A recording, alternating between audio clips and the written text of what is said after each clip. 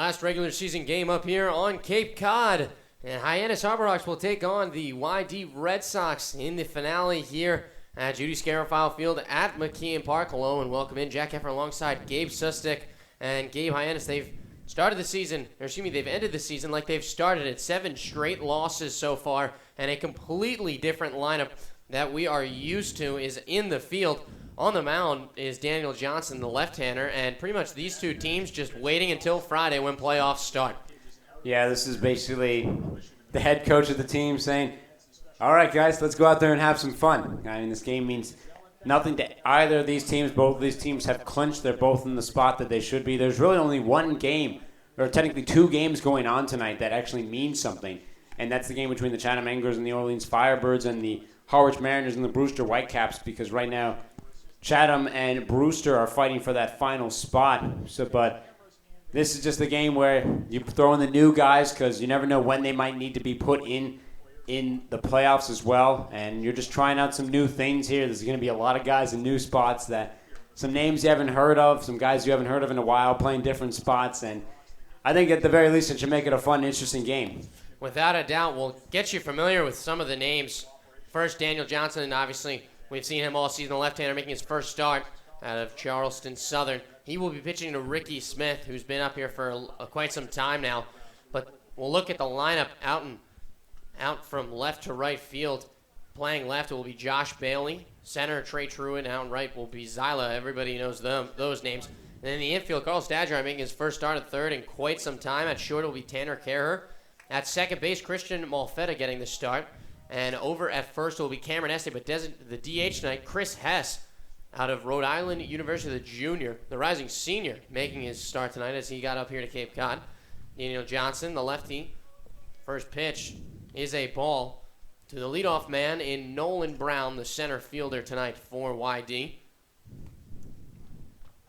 Lefty versus lefty matchup here for the first batter of the game. And Daniel Johnson fires for a ball 2. Johnson, with a 5.06 ERA on the season in 8 games pitched, 10 2/3 of an inning, 14 strikeouts, 5 walks on 12 hits. And it'll be interesting to see how he responds as a starting pitcher today.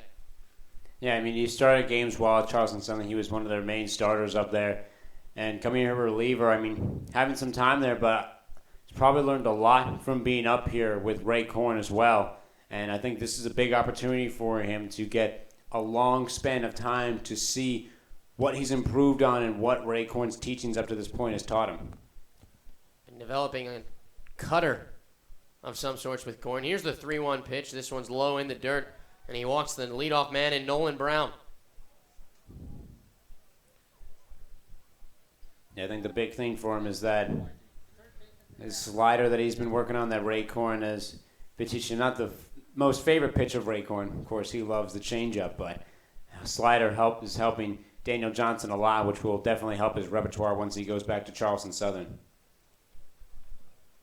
Here's Will Toffee, the third baseman this evening. Takes a first pitch strike. Toffee out of Vanderbilt, adding 276 on the Cape.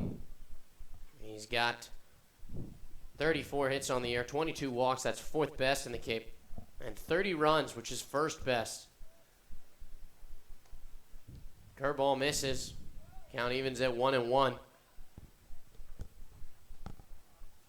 YD coming off of a big win yesterday.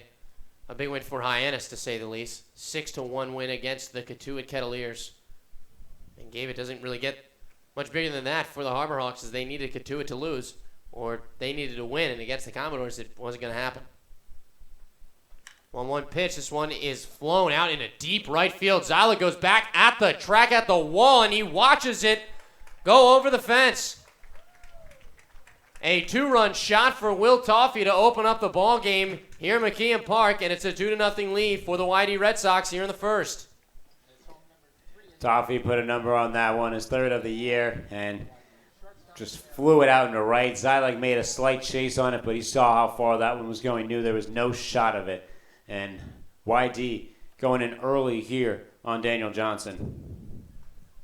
Pitching has not been the problem for Hyannis in this 7-game skid, recently at least. But tonight, they find themselves down already. Kevin Smith, the shortstop, He'll take ball one. Smith was an all-star this year out of the University of Maryland. Batting .295. He's got 12 doubles on the year. He's tied with Cody Henry for first on the Cape. Cody Henry was slotted to start tonight at first. But Gassman deciding to give Henry a rest as well, as he has been taxed. Pitch misses upstairs. Now a 2-1 count. No outs in the inning here in the first. Cody Henry getting his second game off this season. Here's a grounder to the third. Stajahar's got it. And he'll make the throw over to first. There's one away. And, yeah, I mean, the only really main starter that's still in this game right now is Trey Truitt out in center field. I mean, Este and Zyler have been always in and out of the lineup. Stajahar's usually DHing. Ricky Smith just recently got up here. So Truitt, I guess you could say, is the main guy on this team right now, holding the normal lineup position. He, earlier in the season, never got a breakout in center. Here's Brendan Skidmore, the DH. Takes ball one. Skidmore had a rough month of July, hitting .240. Only had 18 hits. Flies this one out into right. Zyla's over, fighting the sun. He will make the grab. 2 away here in the first. After the 2-run shot from Will Toffee, a monster shot to right center field. And you can see a fan's footsteps out there tracking down the ball. Yeah, kids will go after anything to try and get it. Foul balls are a lot more plentiful than home runs, but when one gets hit out there, there's going to be a little group search party that goes in for it. Here's Matt Winokur. Third left-hander faced for Daniel Johnson. He's got 2 outs in the inning. Final meeting for these two teams. YD holding the edge, 2 wins to 1. Big swing and a miss from Matt Winokur.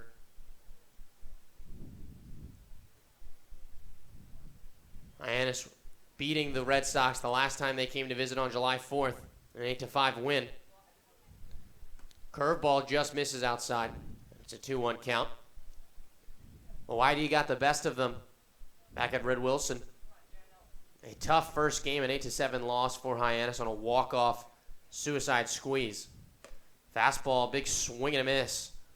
And the count evens at 2-2. Yeah, and playing at YD, they've been littered with balks, too.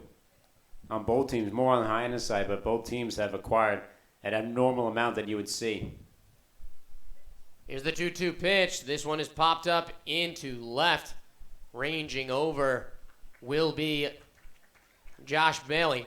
And he makes the final out of the inning. After the 2-run shot from Toffee, Daniel Johnson settles down and retires the next 3 hitters for the Red Sox. As we go to the bottom half of the first inning, we'll get a look at this very unusual Hyannis lineup, to say the least. Red Sox leading here at McKeon Park 2-0 on the Cape Cod Baseball League Network.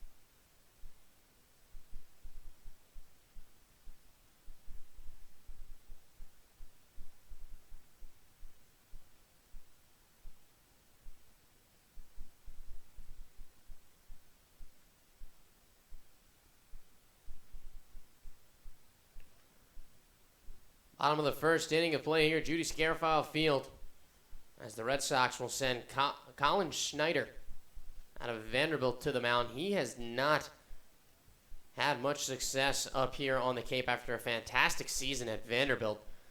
He's appeared in 11 games, but this is the first one that he has started for the Red Sox. He's got 2 wins under his belt, but he's got an 8.30 ERA and 17 1/3 innings pitched. More walks than strikeouts, 12 to 11, and he's given up 29 hits. In his last game that he pitched against Brewster, he pitched 2 innings, gave up 5 earned runs on 5 hits, and that was a season high for him. So we'll look to rebound here against a struggling Harbor Hawks lineup. Trey Truitt will lead things off as he once did. It'll be Truitt, Peter Zyla, and then Chris Hess. The 3 hitters due up for Hyannis. Schneider gets a strike here to even the count at 1s. And the big thing is for Whitey, I think, and for everyone who's basically playing today, except for maybe Chatham and Brewster, they're trying to get their lineup set for what they want to do in the playoffs. Hyannis, a little bit the same way. They're trying to figure out position players for guys that they have lost. Maybe some pitchers as well. Get these guys in the bullpen ready for the playoffs. Here's the 1-2 delivery. Swing and a miss from Trey Truitt. Goes down on strikes for the first out of the inning. Yeah, and I would think for Hyannis today, you're going to see, guys that you know, but I don't think you're going to see them for that long. Maybe an inning apiece for a couple of guys just to keep them warmed up and ready for tomorrow, depending on who and what the position Hyannis finds himself in at the game. Zyla swings at the first pitch, a chopper to second. Batesall is over. He'll throw on to Whitaker at first. And there's 2 away quickly here in the first inning. We'll give you the defense for the Red Sox. Behind the plate, Brent Diaz, who was picked up recently by the Red Sox. Left to right in the infield, Will Toffee at third. Kevin Smith at short. They've started there all year. At second will be Corby Batesall. And at first, Matt Whitaker. From left to right will be Corey Dempster, who we've seen time and again. In center, Nolan Brown. And in right, Connor Wanahan.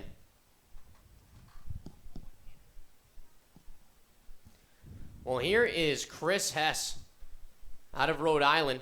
Swings through this fastball, even the count at 1-1. Chris Hess, a rising senior out of North Kingston, was an All-Northeast second team this season and an All-New England second teamer as well. Was also an A-10 second teamer. So some good accolades in this 2016 season. He also set the Rhode Island record for triples in a season with 10 this past year. Hit .304. Now faces a 1-2 count as Schneider misses this one low. And Chris Hess very recently coming up here. Yeah, I mean, just today. Today, making the drive. 2-2 pitch, swing and a miss from Chris Hess. Colin Schneider, 3 up and 3 down. And he gets 2 strikeouts at it here in the first. YD leads this one 2-0 as we head to the second inning of play here on the Cape Cod Baseball League Network.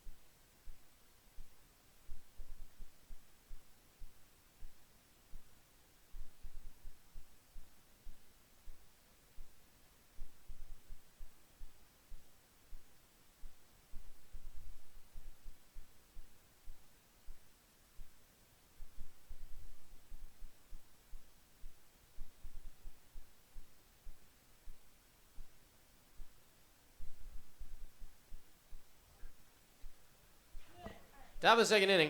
2-0 lead for the Red Sox over Hyannis after the 2-run shot from Will Toffey.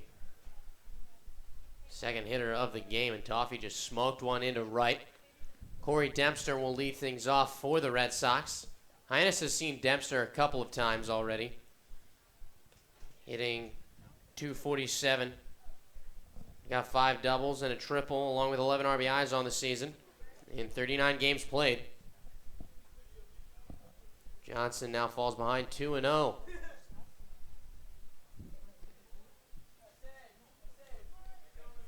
Brent Diaz, the catcher, on deck.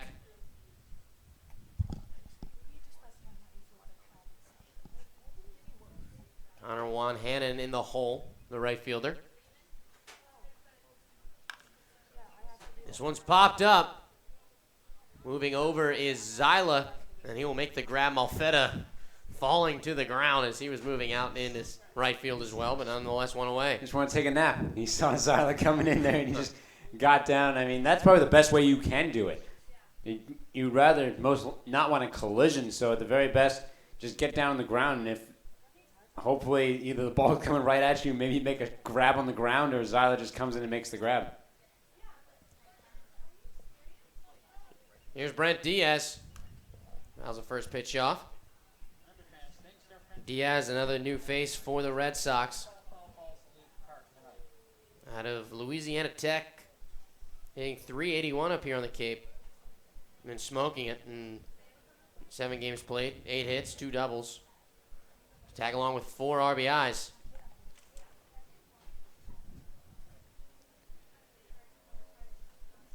Diaz in an 0-2 hole now. Johnson kicks and deals. Fastball misses upstairs.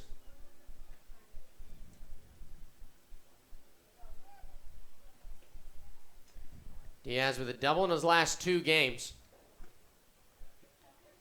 This one misses outside. Mark Nowatnik up in the bullpen warming for Hyannis already.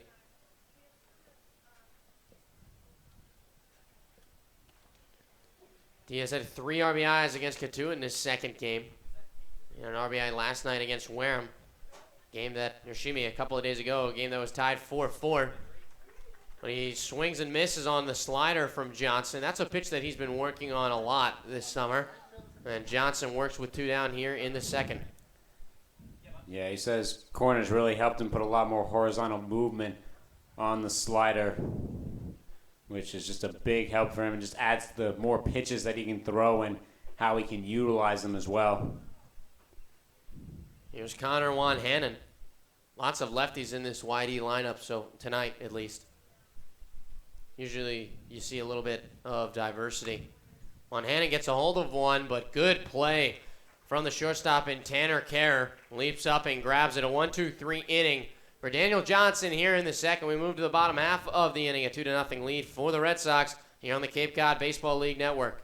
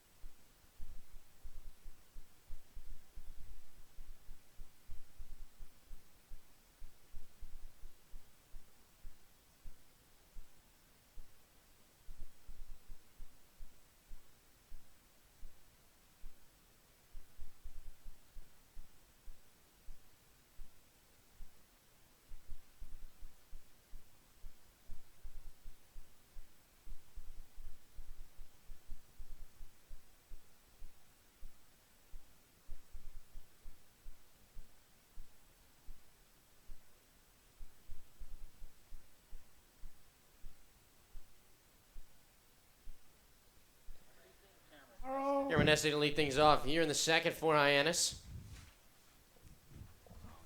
Colin Snyder with a 1-2-3 inning back in the first. Struck out 2 batters, and Truitt and Chris Hess, the new man out of Rhode Island. The Este Stadjar and then Ricky Smith due up for the Harbor Hawks. First pitch misses. Cameron Este, Home Run Derby champion this year. Got a bat for it. Pretty cool accolade there. You come home from the summer and... What'd you do this summer? Well, played baseball in Cape Cod and I won the Home Run Derby. Oh. That's cooler than anything else I did. Almost hit a firehouse a couple of times. Hit the street. A lot of times. Hitless in his last 6 games, though. He fouls this one off. Last hit coming against July 24th. That game at Chatham right after the All-Star break. Or excuse me, right after the All-Star game. Este smacked a double. It was about an inch from getting out. 1-2 deliveries fouled off. Last night, Este coming in to the game as a pinch hitter. Struck out twice in 2 at-bats, however. Strikeouts have been a plague for this Hyannis team. Curveball misses outside. Diaz can't handle it. Can't hold on to it. Count evens at 2s. And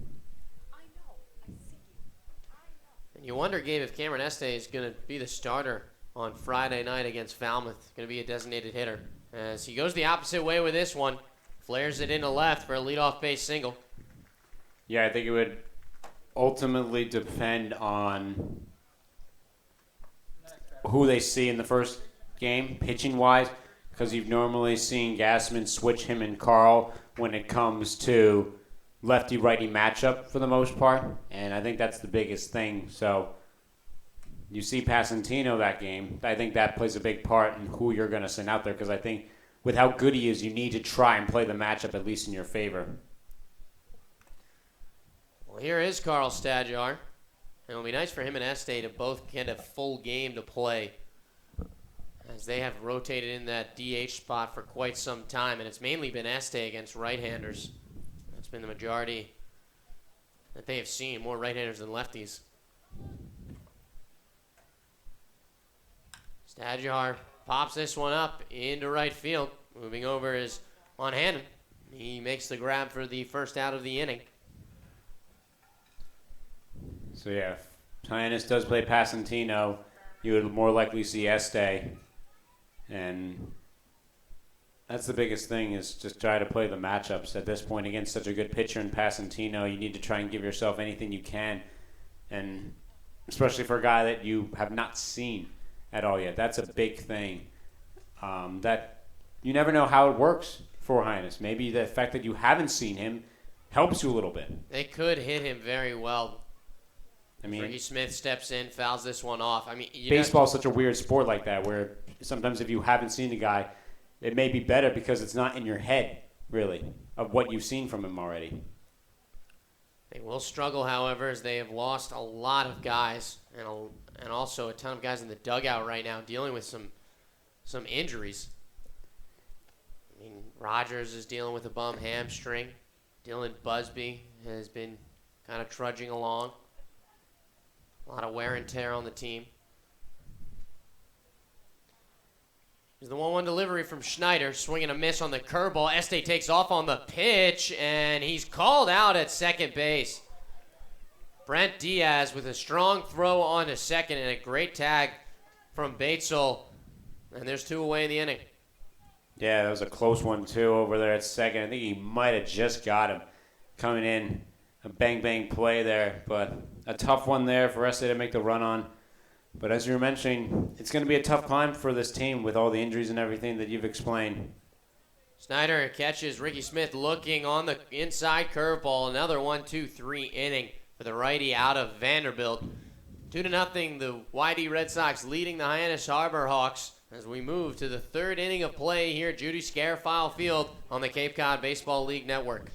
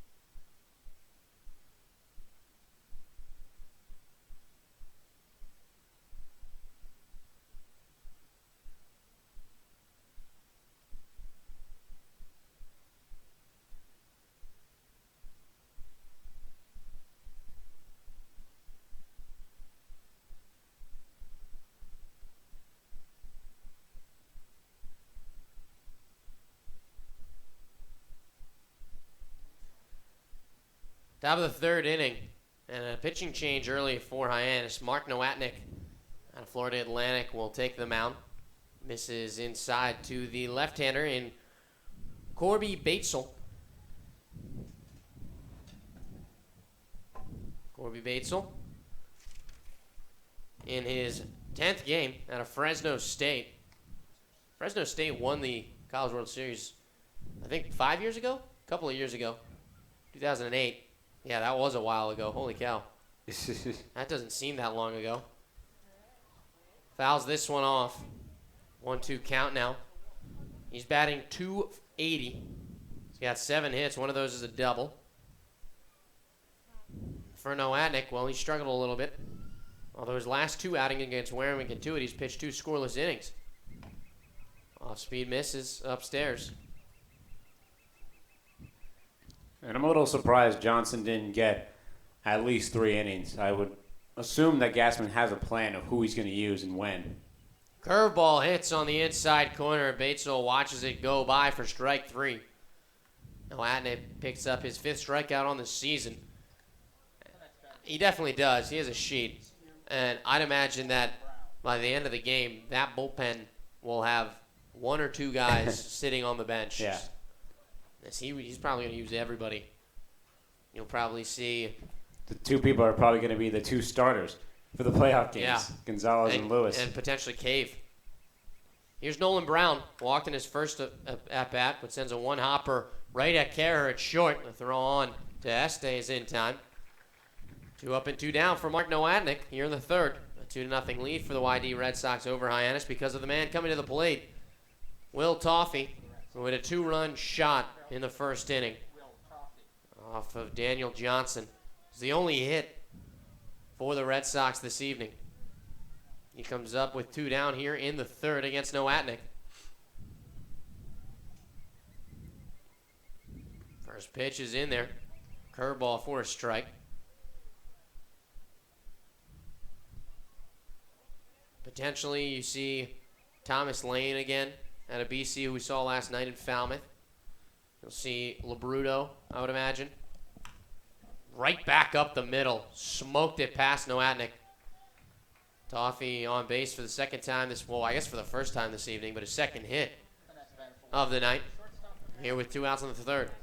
And I know that for YD they may just not have enough people to place, but I'm very surprised at the very least that Kevin Smith is playing, and especially Will Toffey. These have been 2 of the guys that have really produced for this team this season. And I know you have a day off tomorrow, but especially being a second-place team, you would want to get your guys as much rest as possible. Playing, even though they've done well against Orleans this season, the Orleans is a tough matchup. Pickoff attempt goes haywire. It gets by Este. Toffey around second, and he will be in at third. It'll be an error on Mark Nowatnik as that one just, Este couldn't handle it. All of a sudden, YD has something stirring here in the third. Yeah, just a high throw, and Este just can't bring it up. And this is what can happen sometimes when you have the defense really switched around just to give guys days off, is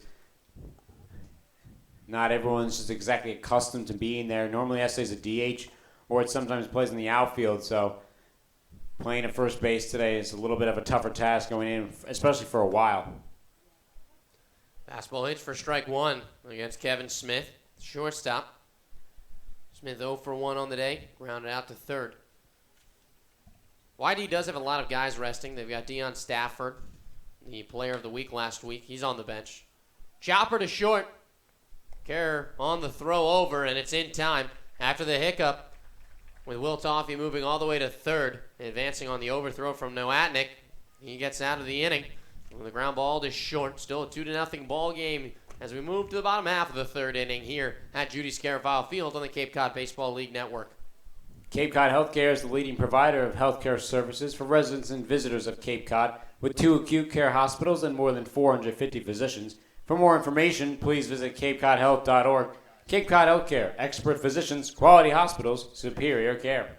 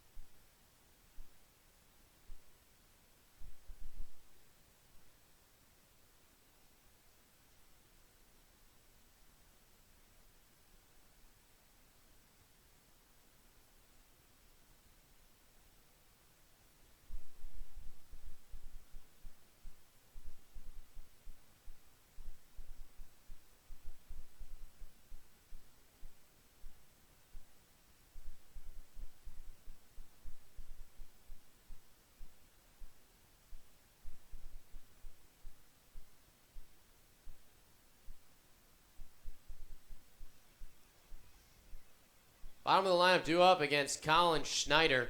Wow, look at how low those birds are flying to the field. Look at those goose. Wow. Then they dropped some poop, too, right as they were leaving. I don't know if that's got to be a bad omen, right? The way things have been going, I don't know if you need a bad omen anymore. Schneider misses low. 2-0 count now to the 7-hitter Josh Bailey. As we'll see, the new guys really for Hyannis due up. Josh Bailey, Tanner Carrer, Christian Malfetta. Saw them all last night at the end of the game against Falmouth. Diaz running out to the mound after Schneider misses on the first 3 pitches of the at-bat.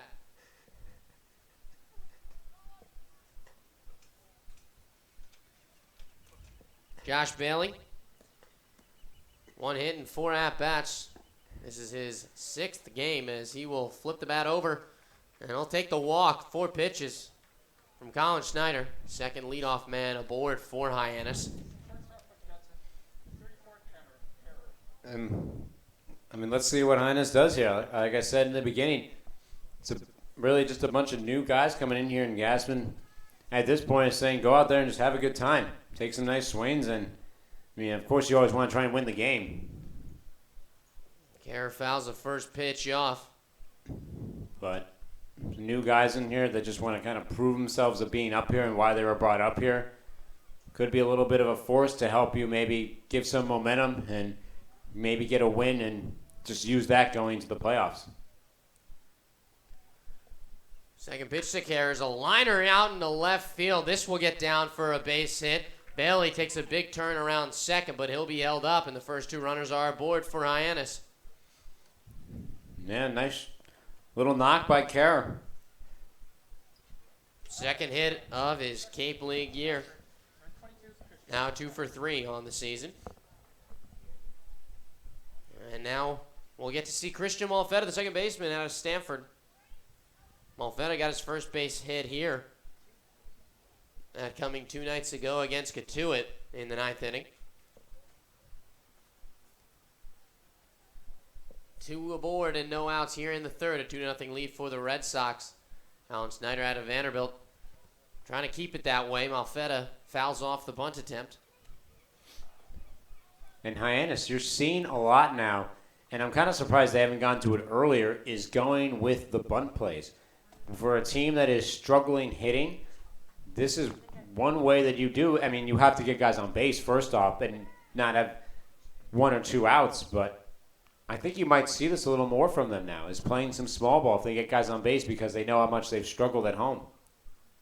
Especially with some of the guys that aren't in the everyday lineup, and you can make that happen. Here's a grounder to short. Smith with the flip over to second. It's in time. The throw to first is not. It'll be a fielder's choice. Schneider gets an out here in the 3rd, but runners now on the corners. And the top of the lineup due up. It's also a nice play, though, by Winokur at first. He knows he has to get off that bagger. That ball is flying by the dugout of YD, and then Josh Bailey probably scores, and he makes it a 1-run game. YD up 2-0 here in the 3rd. Hyannis trying to change that. They've got an opportunity with runners on the corners and Trey Truitt coming up to the plate. Truitt struck out in his first at-bat. Swings at the first pitch. It's a chopper to Toffee at 3rd. The throw over to second is in time. And at first, a 5-4-3 double play to end the inning. Truitt cannot get the runner in at 3rd as Hyannis. They strand 2 after they get 2 base knocks. But nonetheless, Colin Schneider holds on to this 2-0 lead as we head to the 4th inning of play here at Judy Scarafile Field in the Cape Cod Baseball League Network.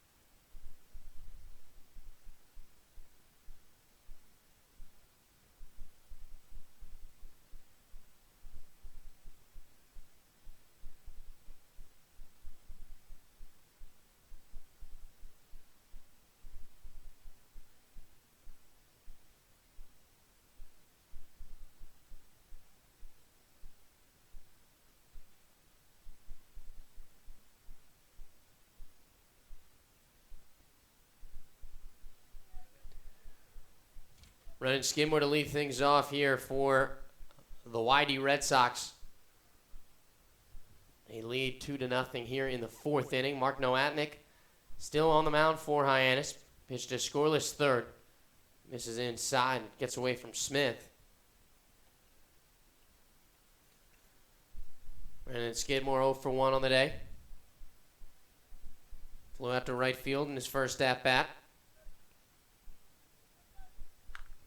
Smokes this one. Lands foul into the Hyannis bullpen.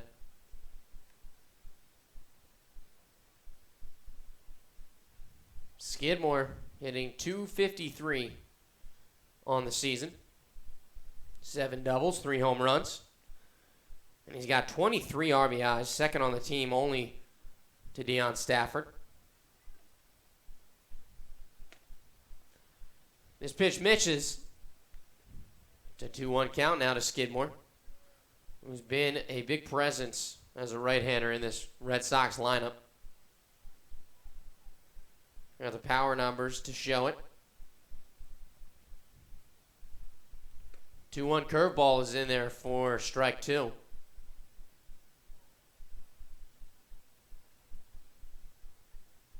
Skidmore struggled a little bit here in July, however. Hitting under .240. Noatnik on the 2-2 pitch. This one is rocketed out into deep left center field. Going back is Bailey at the wall, and it hits the base of it. Bailey will throw into Kehrer, but it'll be a leadoff double for Brendan Skidmore. It'll be his 8th of the season.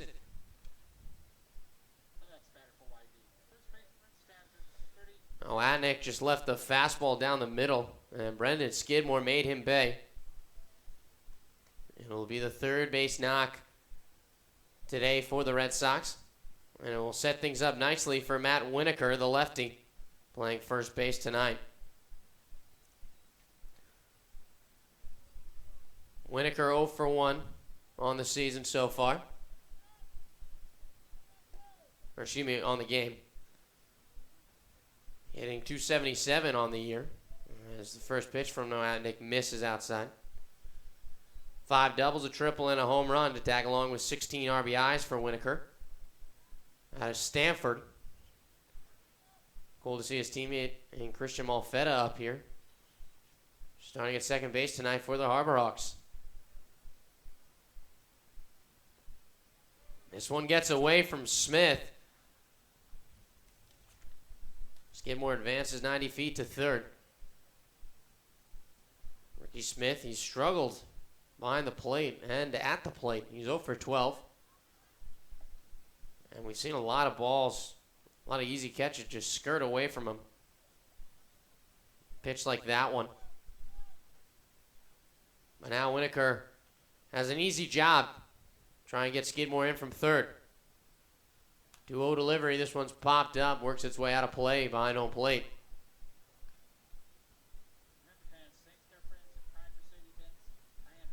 Lots of guys resting tonight for the Red Sox. J.J. Muno usually starts at third. He's resting. Tyler Houston, the center fielder. Deion Stafford as well. Dylan Persinger, the second baseman out of Clemson, takes a seat. This one's fouled off, and the count's now even at 2-2.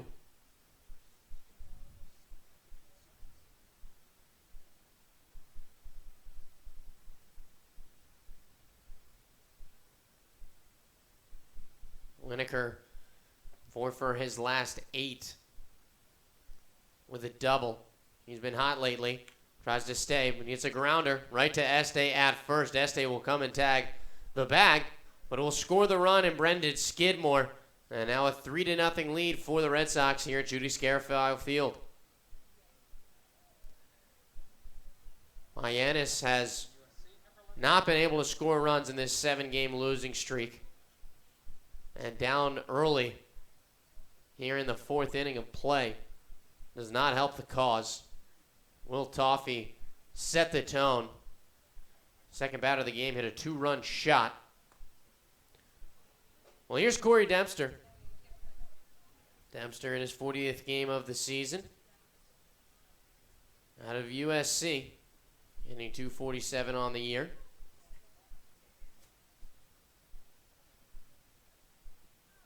Last game came in as a defensive sub against Hyannis.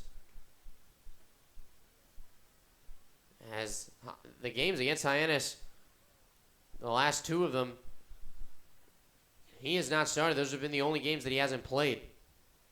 Noadnik misses low, now a 2-1 count.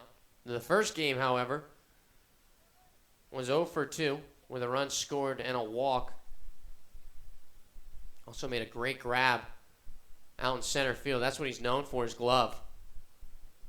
Noadnik gets a fastball upstairs for strike 2, now a 2-2 count. 3-0 lead for the Red Sox here in the top of the fourth inning. One arm warming in the bullpen looks to be Labruto, the left-hander. 2-2 pitch, curveball misses.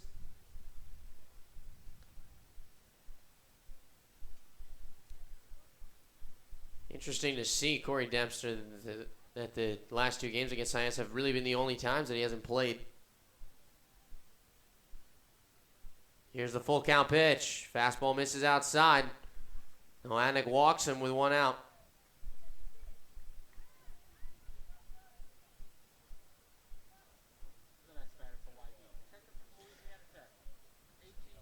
Brett Diaz coming to the plate. 0 for 1 on the day with a strikeout. And we mentioned a lot of guys resting for YD. Well, a big name, a big catcher besides Deion Stafford has been Joey Thomas. As Dempster takes off on the pitch, but Diaz fouls it off. Zyla can't make the grab. It looks like he was late to the party on that one. Didn't get the read off the bat. Thought it was going to end up out of play. Joey Thomas he came up here from the NECBL. He hit 158 there. And in the two games that he has played, he's already accumulated 4 RBIs. 3 of those coming yesterday against Katua when he hit a bases clearing double. That put the Red Sox ahead, and they did not look back. Also put the Harbor Hawks in the playoffs. Dempster goes again. The throw from Smith is in time. Nailed him at second base for the second out of the inning. First runner thrown out by Ricky Smith. And a nice one at that. So 2 down here in the fourth. Brent Diaz facing a 1-1 count. YD, they've already tacked across one more run in the inning.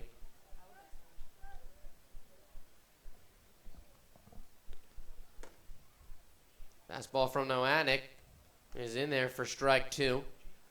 Stafford dealing with a little bit of a wrist injury. Should be back for the playoffs. And it's good that a team like YD that's already in can rest their main guys. Hyannis had to kind of struggle through this last half of the season with guys limping around. But everybody getting the day off tonight. And yesterday you saw as soon as the Katuitt score was final, they pulled everybody out of the game. Rutherford getting his first day off today. 1-2 pitch is a chopper to short. Carrer's got it. The sidearm throw over to first is in time. YD, they strike 1 run across on 1 hit in the inning. They lead it 3-0 as we move to the bottom of the fourth here at Judy Scarafile Field on the Cape Cod Baseball League Network.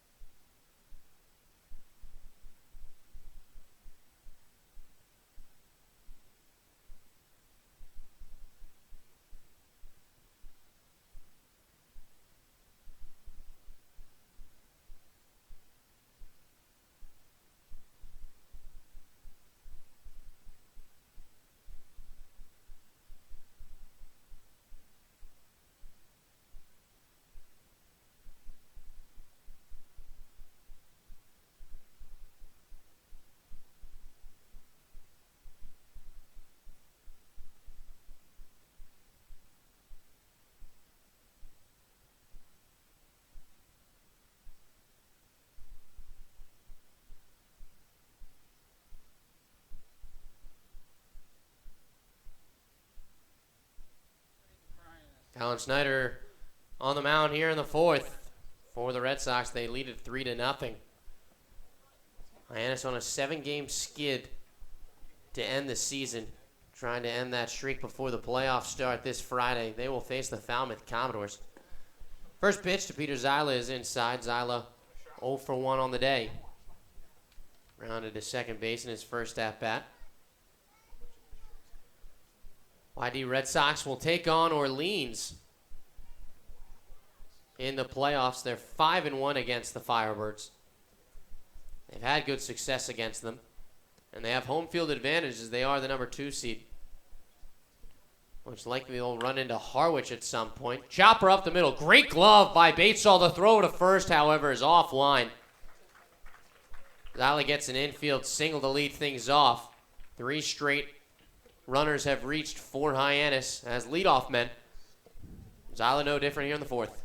Yeah, and it was a stellar diving play by Batesall. Unfortunately for him, he was diving away from first base and would have been a tough play. Knew he couldn't get back up on his feet with the speed from Zyla going to first, so he tried to throw it while on the ground. Almost made it pretty close, but Zyla gets there and he also kind of overthrows Winokur a little less to step off the bag either way.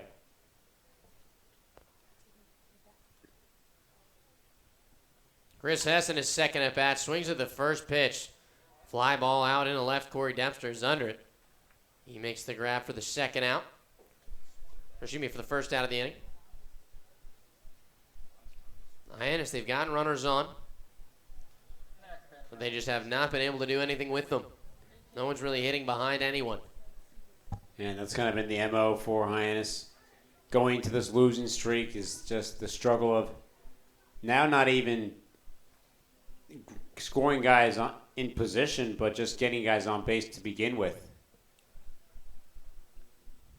Here's Cameron Este, singled in his last at-bat. Zyla takes off on the pitch. Swing and a miss from Este on the curve, but Diaz does not even throw down to second. It's a stolen base for Peter Zyla, and he puts himself into scoring position. But really, in general, this is kind of what we talked about for Hyannis. It's just guys continuing to get at-bats and maybe warm up to things here going in to the playoffs, even though they will face the stiff competition of the Falmouth Commodore pitching staff. And an offense that's been electric. This one gets by Diaz, rebounds off the brick, but will rebound back into play, and Colin Snyder will pick it up. Zyla now at third with 1 out in the inning, and Este, with the ball in play, can get Zyla home for the first run of the game for Hyannis. Yeah, and that wall almost came back to bite Hyannis. It just took a weird direction off of it that Diaz wasn't prepared for, and Zyla was more than halfway to third at that point, so would have been a no-throw probably anyway, even if Diaz didn't catch it.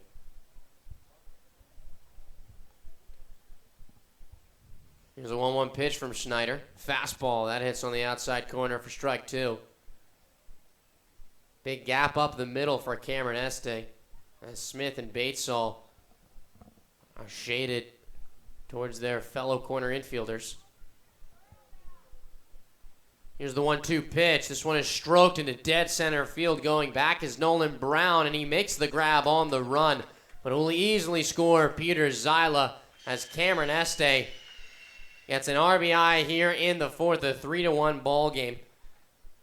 Este picking up his 7th RBI of the year. And that's what you like to see from Hyannis. I mean, while it hasn't been just hitting, it's been also getting sacrifice hits as well, and Este does that very well, flies that one out into deep center field. There's no chance Brown has it throwing that back in. I thought for a second he was going to miss it, and he didn't really expect it to go that far. Here's Carl Stadjar hitting with 2 outs in the fourth. When we saw, Gabe, the only run that Hyannis scored against Orleans a couple of nights ago was that sacrifice fly from Rutherford in the first inning.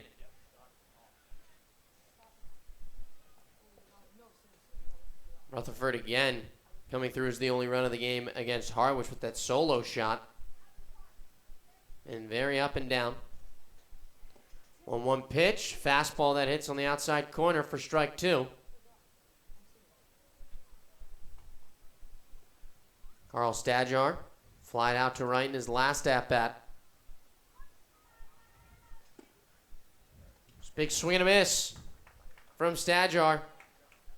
Colin Schneider picks up his fourth strikeout of the game, and we move to the fifth inning of play. Hyannis, they strike one run back, however, on one hit. Cameron Este picks up the RBI on the sacrifice fly, and we move to the fifth, a 3-1 ball game now here on the Cape Cod Baseball League Network. Chav's Bar and Resort and Spa is New England's premier oceanfront resort, a proud member of leading hotels of the world.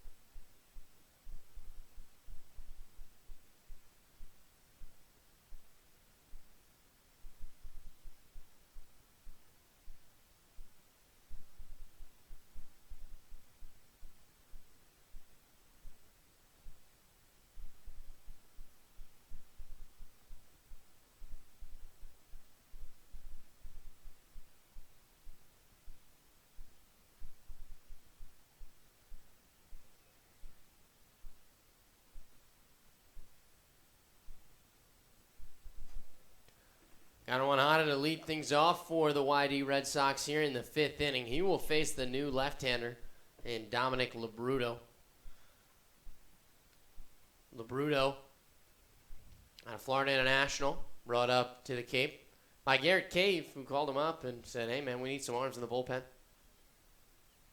And by all means, Labruto has been pretty good at 2.45 ERA and 3 2/3 innings pitched. It's his fifth appearance.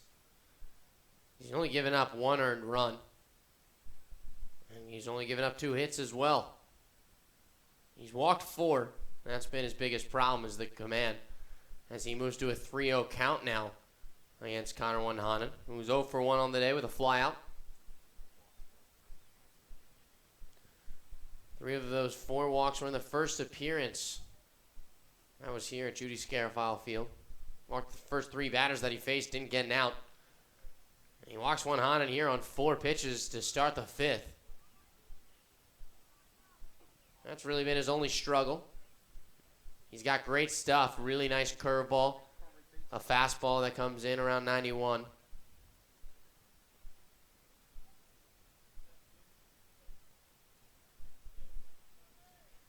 Here's Corby Batesel, excuse me. Second baseman, 0 for 1 on the day with a strikeout looking. Takes a fastball in there for strike 1. Batesel, as we mentioned, out of Fresno State.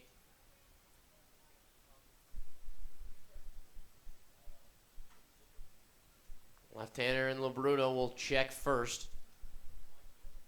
Here's the 0-1 pitch. It's a bunt. Bounces right off the plate. The home plate umpire, however, is going to call it foul. Looked like that one was going to stay fair. I thought it hit off the plate, but nonetheless, home plate umpire having the final say of that one. And now it's an 0-2 count to Batesel. Third pitcher used today by Hyannis. Daniel Johnson started the game. He gave up a 2-run shot to Will Toffey. He's in line for the loss if this lead does hold for YD. Noadnik came in, gave up 1 run on 1 hit. 2 hits, excuse me. They get one on, and in the pickoff move, the throw down to second is in time. Great work from Dominic Labruto. Picks off Connor Wanhanen for the first out of the inning.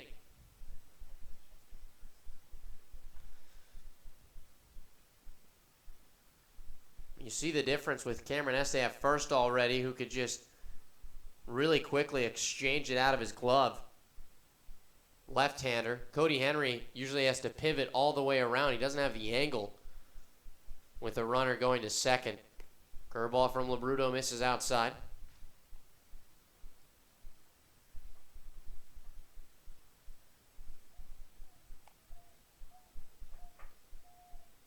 The game's being played around the lead. Brewster and Harwich in the bottom of the first inning as the Whitecaps lead the Mariners 1-0. Last night they lost after having the bases loaded in the 10th inning, top of the 10th, and they were unable to get a run across. Harwich did in the bottom of the inning, however. Curveball is on the outside corner for strike 3. Second time that Batesall has gone down looking this evening. 2 away here in the 5th, and it'll be the top of the lineup in Nolan Brown.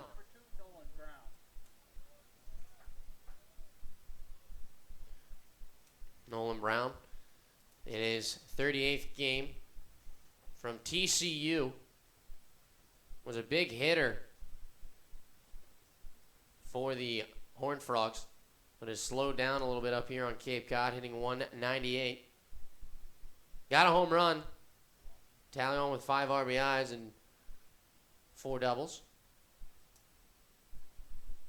Had 2 hits against Wareham, on July 31st.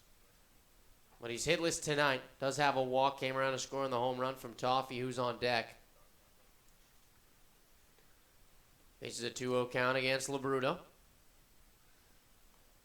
Guess who's doing the 50-50 raffle? Zach Rutherford, Cody Henry, and Dylan Busby, guys that you never see do it. As Brown sends a easy ground ball Caraher's way at short. They'll throw over to first. The side is retired. Dominic Labruto, a scoreless inning here in the 5th. As we will watch and we'll see how many tickets Rutherford, Henry, and Busby can sell. The 3 big men for the Harbor Hawks. They will be needed this Friday as they face the Commodores in the game 1 of the playoffs. But we're here, the last regular season game at Judy Scarafile Field, a 3-1 lead for the Red Sox, entering the bottom of the 5th inning of play here on the Cape Cod Baseball League Network.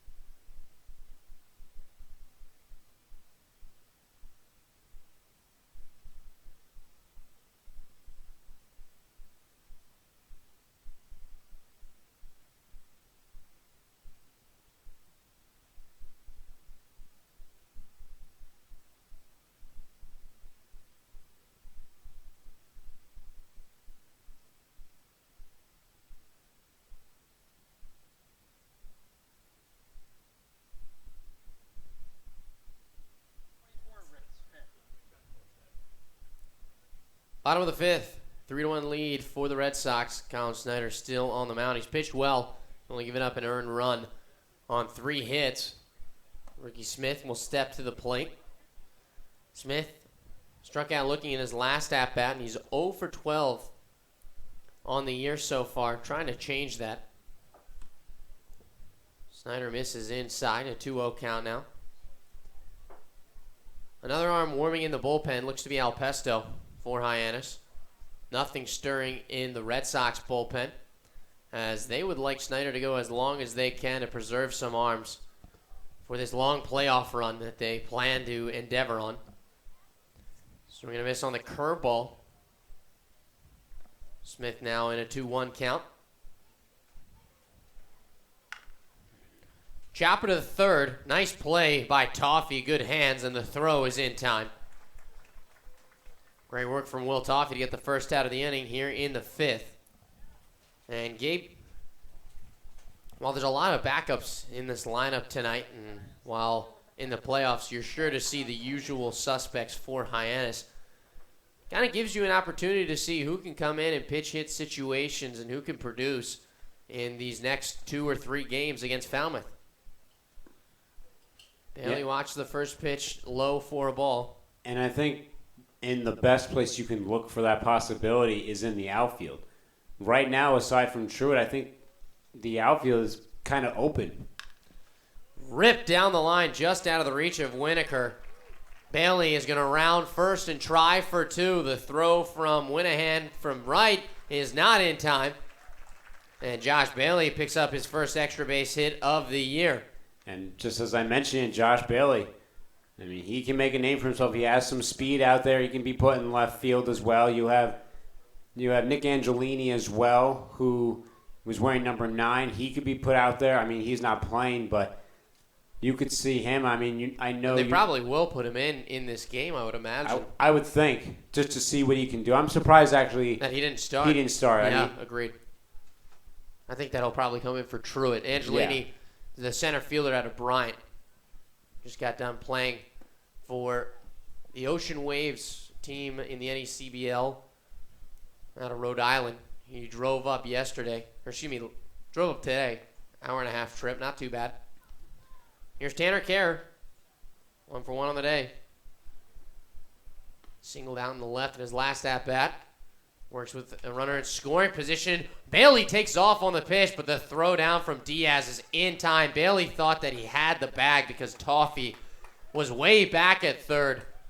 But he makes the second out.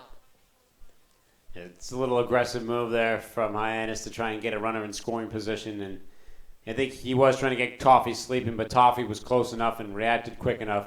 And so did Diaz at home, too. Snyder works back from the windup. Misses on this next fastball, 2-1 count. That actually surprises me that Angelini did not play in this game because I think not yet, at least. Not yet. Fastball misses. At the very least, started because I think he's one of the few newer guys up here that has continued to be in a lot of action. I mean, you just mentioned he just came from playing, so he's still fresh from playing. I mean, I know there's a difference going from different leagues. This one misses inside. Garrett will take the 2-out walk. But, I mean, and I know Trey Truitt hasn't taken the amount of games as some of the other guys that are sitting out today, but it's kind of surprising. I think we will see him, but it's kind of more surprising that because I think he could be one of the top guys to be put in a position in the outfield if need be. Very talented center fielder. Was an all-star in the NECBL. Well, here's Christian Malfetta. Grounded into a fielder's choice in his last at-bat. Swings at the curveball from Schneider on the first pitch.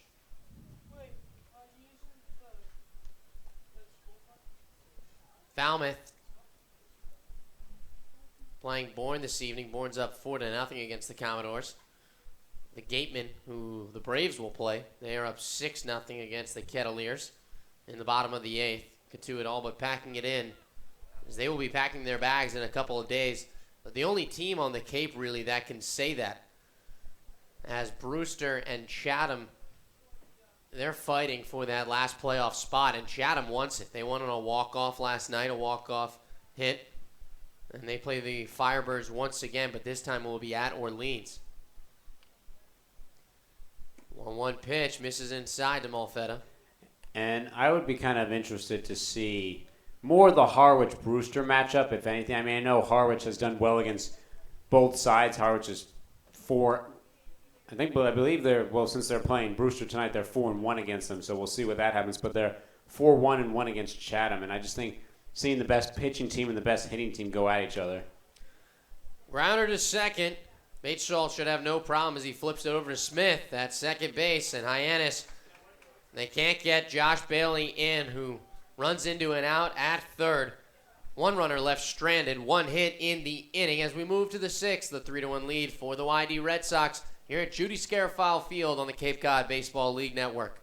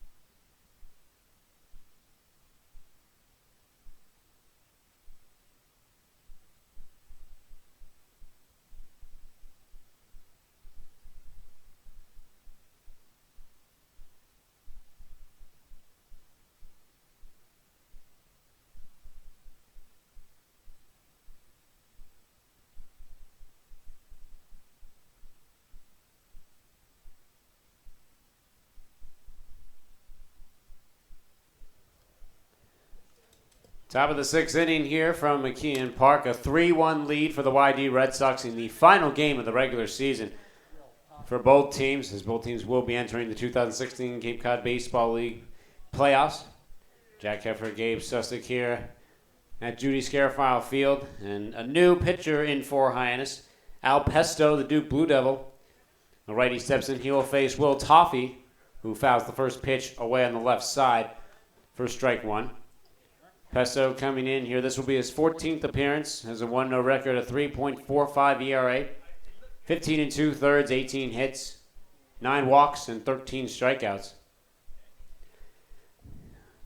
Toffee.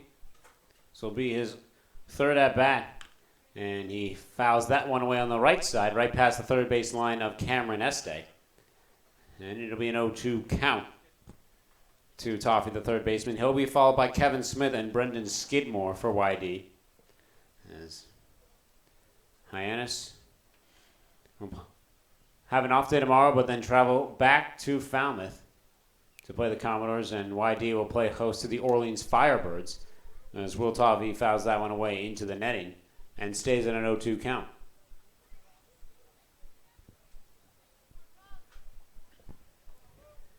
Pesto, now the third relief pitcher in the game for Hyannis.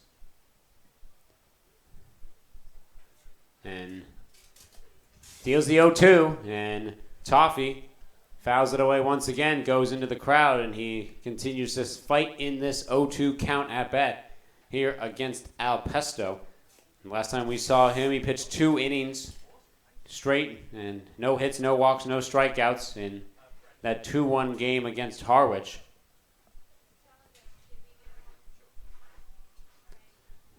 Pesto kicks and delivers.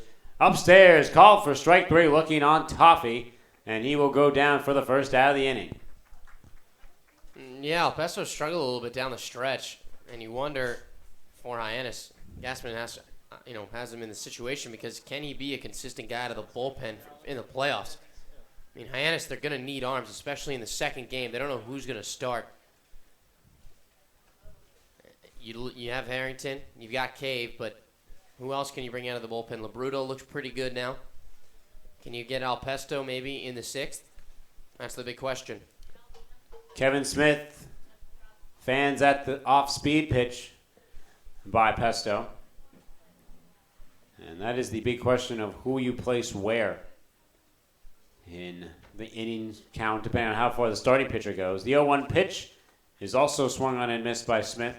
I mean, that's all depending. I mean, I've liked what Lucas Gilbreth has done in his past couple of relief appearances, so you might even see him at some point, maybe for sort of an off-speed chance. I usually think they like to send him out now with the switch up with Garrett Cave. Is the 0-2. Lifted into left field. Running in is Bailey and also Kara, as no one is able to get it in shallow left field, and it's a one-out base hit for Kevin Smith. Yeah, I think that Gilbreth has done well. I think that you're going to put, Labruto in before, maybe. Although Gilbreth has been up here since the beginning, so you maybe credit him and give him the start or give him the innings in the playoffs. I really like what Labruto's been doing. I mean, he's got a really nice off-speed pitch to complement a high-velocity fastball that's humming around 91. First pitch is lifted into left field. Bailey moving back at the warning track, hops up, and he makes the grab to put the second out of the way off of Brendan Skidmore. That's what I'm talking about. I mean, hitters are just pounding away at Alpesto's fastball. Not a lot of movement, and then just you see a lot of hits lately off of Alpesto. So you maybe see who's going to come in instead. Maybe you get a new guy up who's come in lately. We'll see if they can get that new Bedford pitcher that came in last night.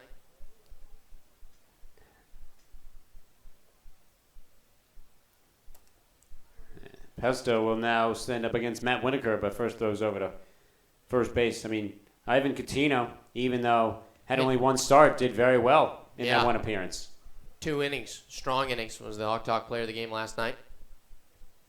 So depending on if he's seen in this game, as Pesto once again throws over, maybe if he comes in this game, I doubt after 2 innings you would likely see him, but maybe he comes in, maybe Gassman has enough trust in a younger guy, or not a younger, but a newer guy to come up here and to take an inning or maybe a couple of outs here or there.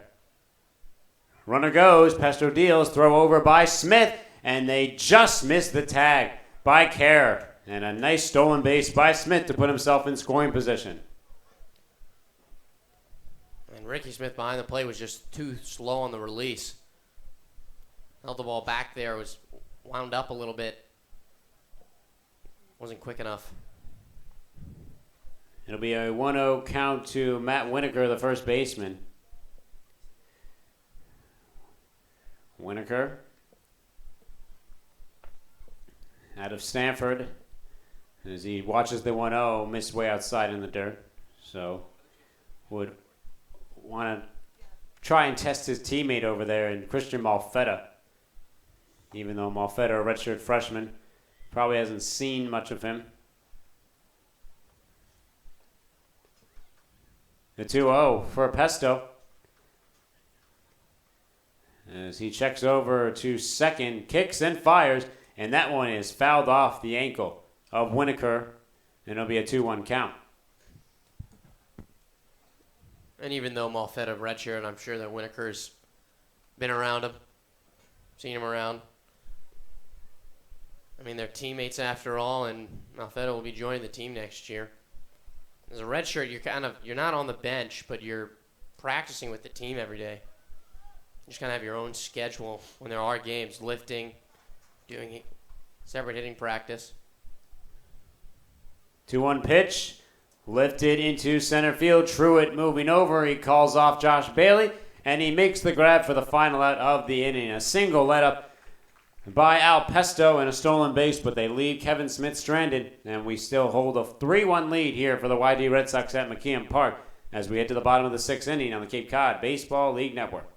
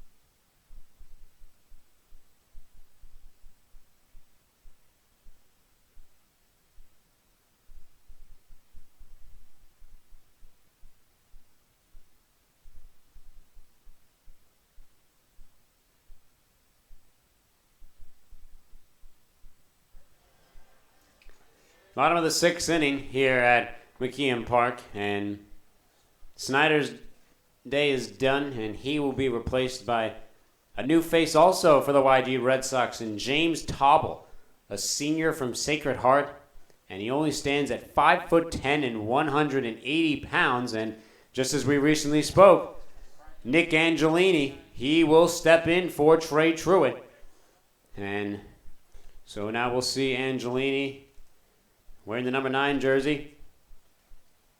We spoke of his recent summer playing at O'Brien, and he will see his first at-bat up here on Cape Cod.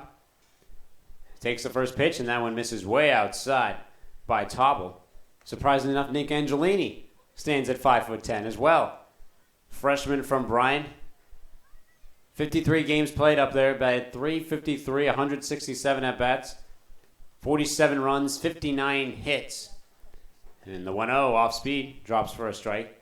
9 doubles, 2 triples, 3 home runs, 26 RBIs, 26 walks, and 22 strikeouts for him. The 1-1 from Tauble is lifted softly into right field. 2 YD players moving in, and making a diving grab over his shoulder is Batesole to put the first out away.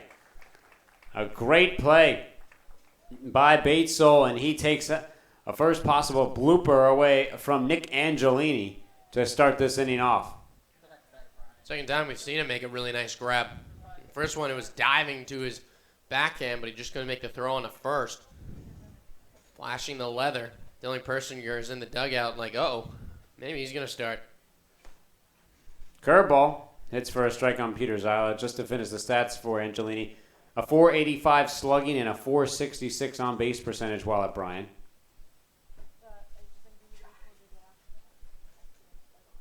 The 0-1 from Tauble, an off-speed, curves outside and is swung on by Mist.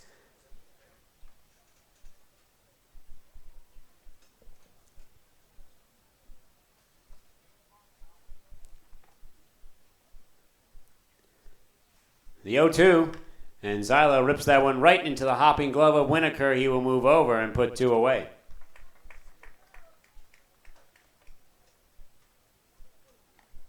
So 2 quick outs here in the inning for the new man in James Tauble. And Now, from one newcomer in Angelini, we see Chris Hess, the DH. Hess, 6'2", 195 pounds, a redshirt sophomore from Rhode Island. Batted .305 up there in 58 games played. Watches the off-speed miss down low from Tobble. 233 at-bats, 71 hits, 60 runs, 14 doubles, 10 triples, 6 home runs. As the second offering is swung on and missed by Hess. 36 RBIs, 20 walks, 48 strikeouts, a .528 slugging, and a .378 on base. Was a second teamer in the A-10, as we mentioned earlier. Swings and misses at another off-speed by Tobble. And a 1-2 count for Hess.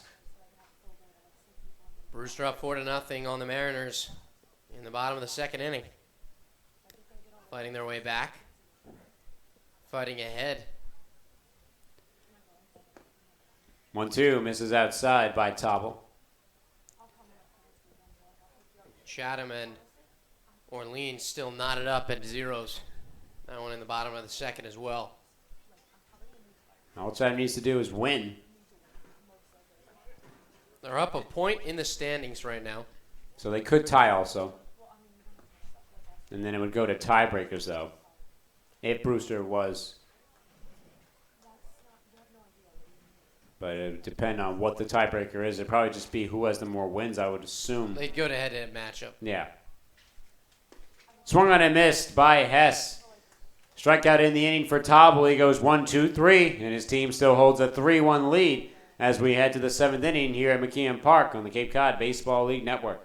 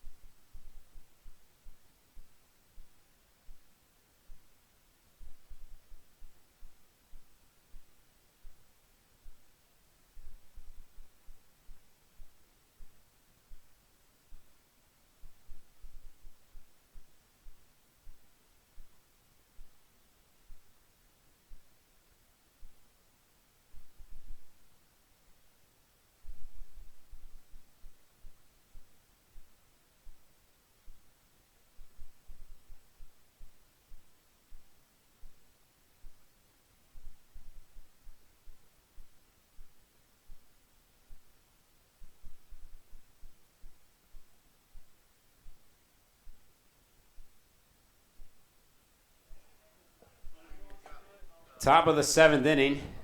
3-1 lead for the YD Red Sox. Final game of the regular season. And now James Harrington is now the fourth relief pitcher to enter the game for Hyannis. He will be a guy that we will definitely see on Friday. At the very least. Probably no matter what the game is like, I would think. But Harrington, probably will only see him go an inning and then maybe see someone else.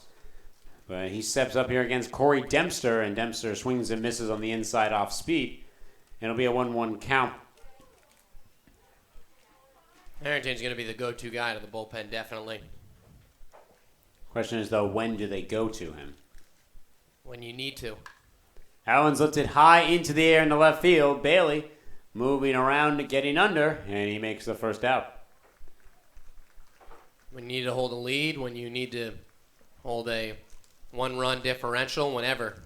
When it's a close ball game, you throw James Harrington. I mean, he's been lights out since the All-Star game. So you think he would come in first? In most scenarios. Look, if Andrew Gonzalez goes 6 innings and the ball game between Falmouth and Hyannis is close, I think that James Harrington comes in immediately.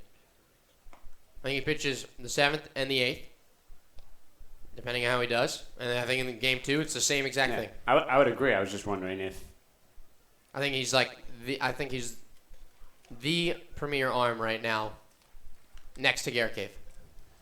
Pitch is fouled off inside by Diaz, and it's an 0-2 count.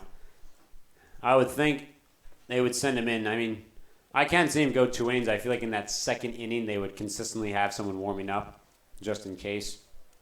I don't know who that person would be. I think that one would be a toss-up of who you would see after him.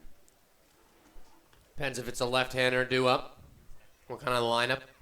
Falmouth's got a lot of lefties. Off speed, misses in the dirt. And it's a 1-2 count to Diaz. Yeah, I think that would also... Matajevic.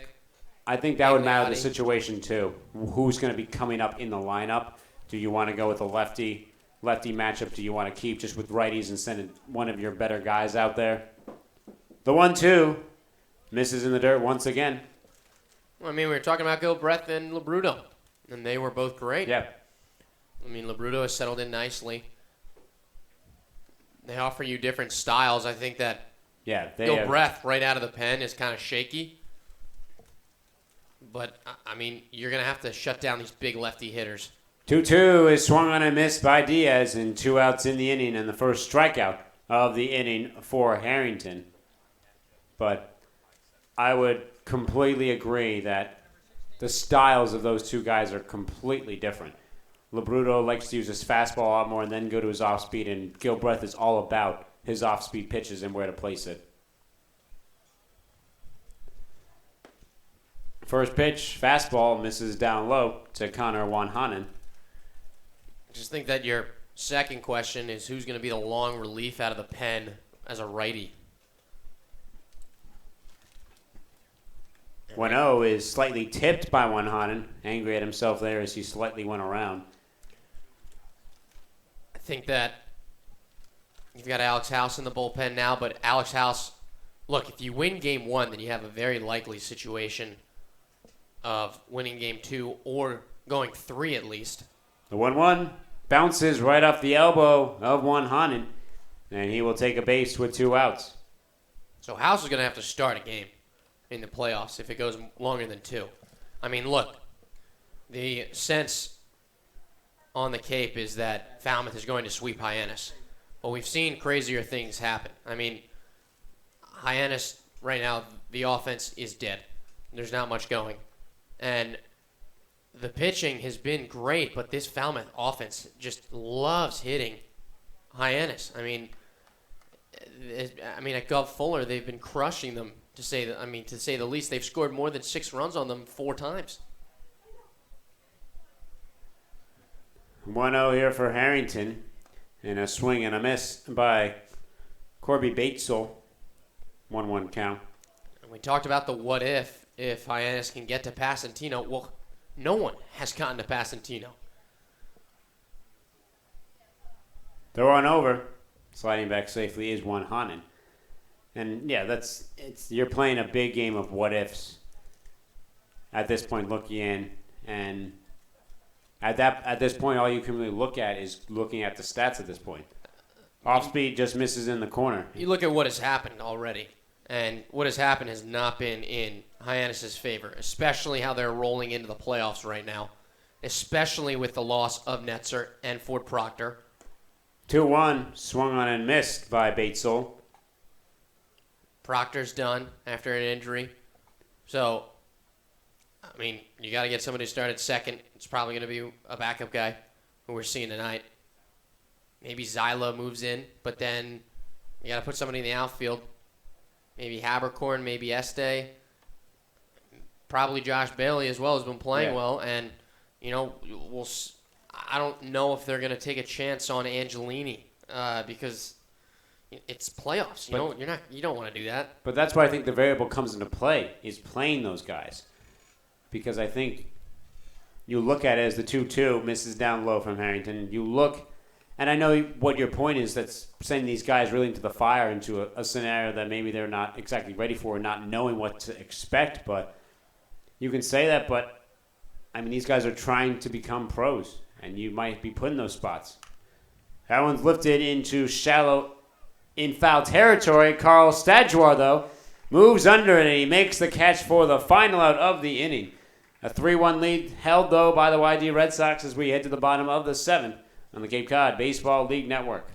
Curry College offers 14 NCAA Division III athletic teams in sports such as football, baseball, softball, basketball, hockey, soccer, lacrosse, tennis, cross country, and volleyball. Read about the success of the Curry Colonels and their championship teams. It's all online at www.curry.edu.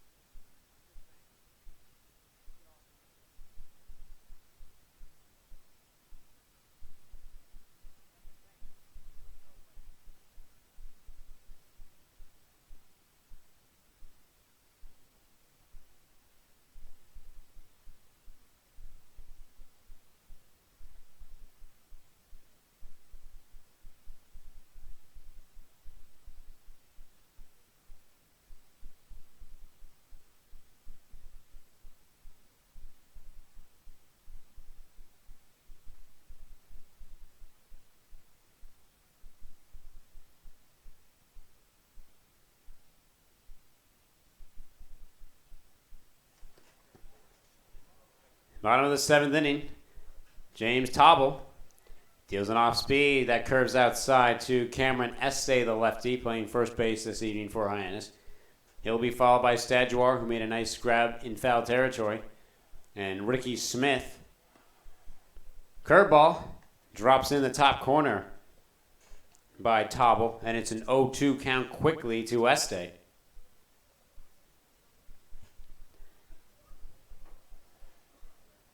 Tauble deals. Estee, a grounder, hard over to first. Winokur takes it himself for the first out.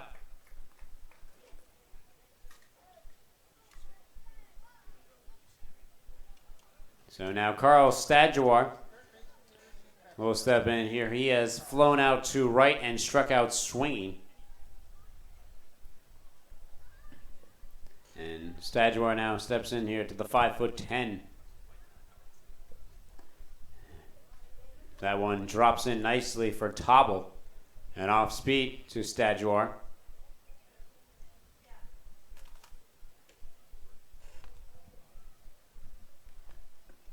Off speed once again, but that time misses the lower corner and a 1-1 count to Stadjuar.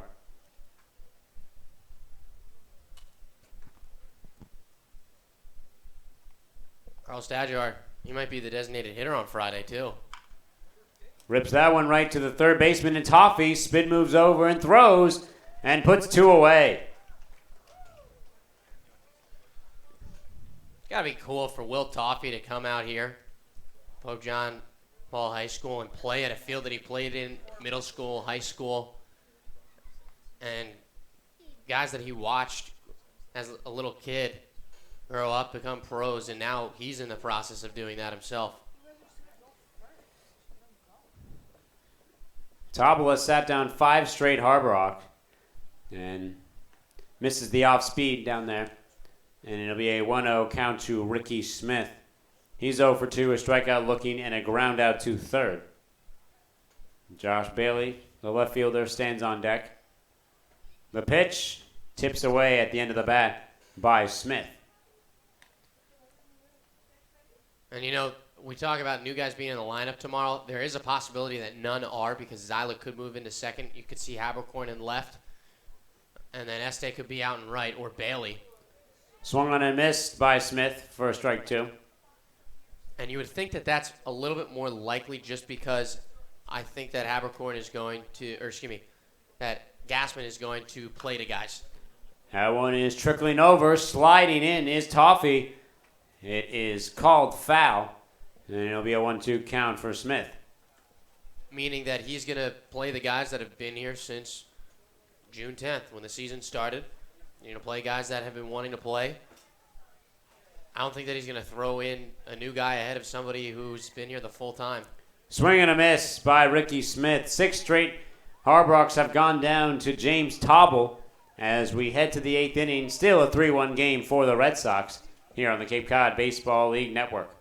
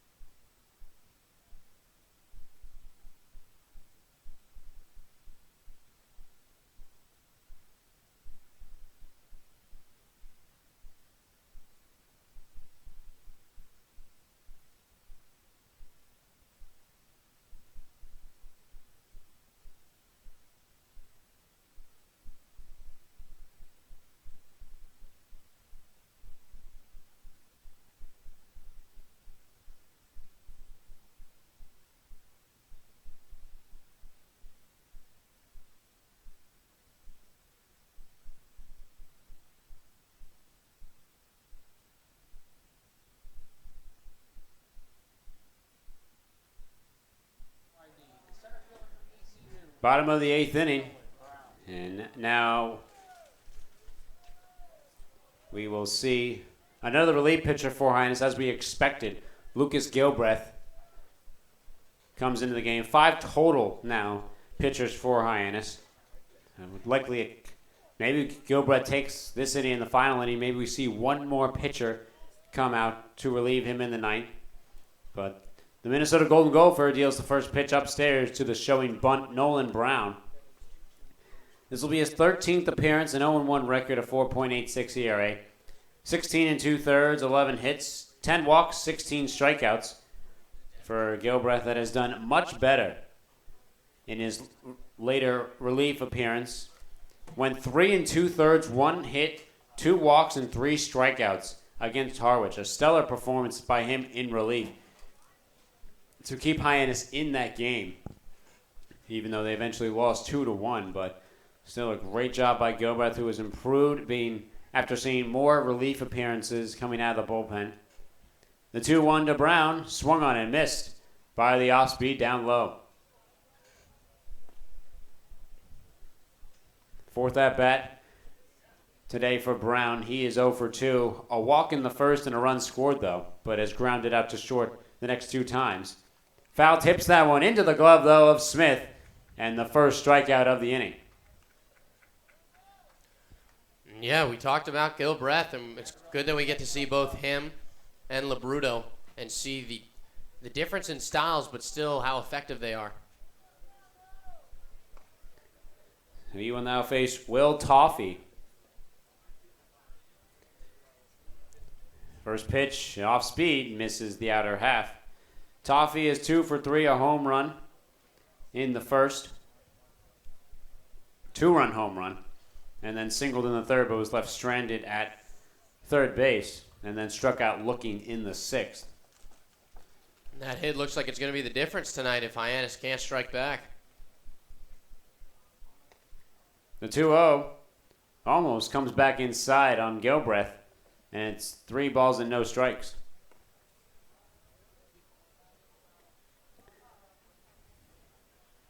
Gilbreth fires in, and he misses upstairs a 4-pitch walk to Will Toffee with 1 out here in the 8th. But that's what you kind of get with Gilbreth. It's a very, hit or miss. We've seen times where he's just dominated, but we also have seen times where he has really just been knocked around a little bit and shaken up. That's kind of the risk that you assume when he's on the mound. He now faces Kevin Smith, the righty, playing shortstop today for YD. And he misses upstairs for the first pitch. Beautiful evening for the final game of the regular season here on Cape Cod. Slightly cool. Not really much of a breeze, making it a very good night. And, for example, Gilbreth, he comes in relief in the 7th inning against Falmouth, when Falmouth was tied with Hyannis at ones, and it just takes 1 hit. The first batter that Gilbreth faces, 1 hit, and 2 runs come in to score. Those are tacked on to Matthew Naylor, but Gilbreth was tacked on with the loss. So are you going to bring Gilbreth into those situations where teams are threatening and it's a close game? I'm not sure. That one is ripped right past the glove of Gilbreth. Trickles out into center. Almost losing it is Truitt. Angelini, who replaces Truitt now. But either way, no runner moves more than second base in Toffee. But now 1 out and 2 men on for the YD Red Sox. And now Brendan Skidmore will step up in the right-handed batter's box to face off against the lefty in Gilbreth. Now Kevin Smith 2 for 4 on the day.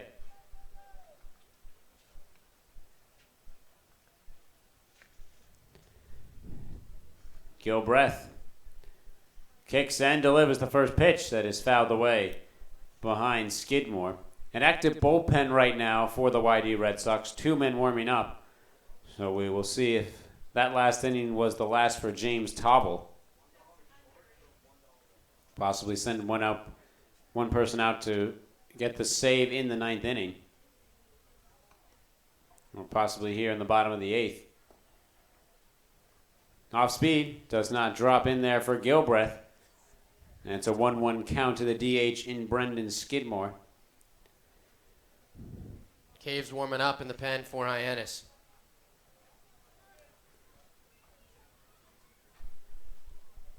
One pitch for Gilbreth. He checks over to second. And he will turn over to chase back Toffee. 3-1 lead for the YD Red Sox.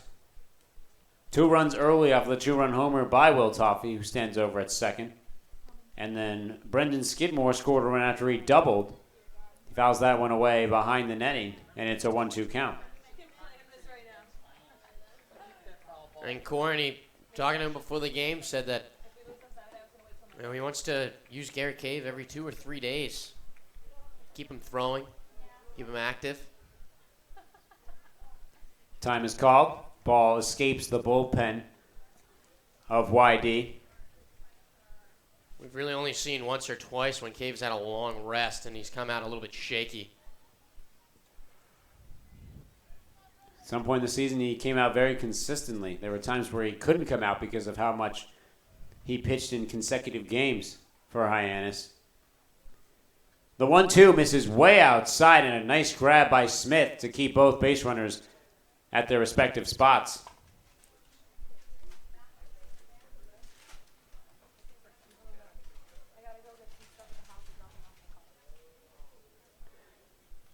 Two count now to the DH in Skidmore.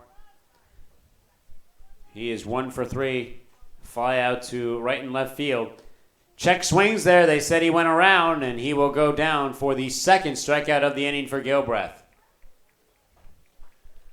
Really nice pitch from Gilbreth, and that's what you get. One pitch is all of a sudden about to hit the backstop, and then the next one is a really nice curveball that strikes on the outside corner. So down goes Brendan Skidmore, and coming up to bat now will be Dylan Persinger. So an odd substitution. They substitute a guy in for a guy who normally plays for YD. You would normally think they would sub in someone that doesn't have much playing time up here. But Persinger will take the spot of Winokur. So we will likely see some defensive switches for YD in the next inning. Gilbreth fires the first pitch, off speed, down low in the corner, misses for ball one. Persinger had a double last night against Brewster. Or excuse me, two games ago. That one on August 1st. 1-0, misses in a 2-0 count. One of the Cal State Fullerton Titans does not get to greet his teammate in Chris Hutchins behind home plate in this game. Batting .277.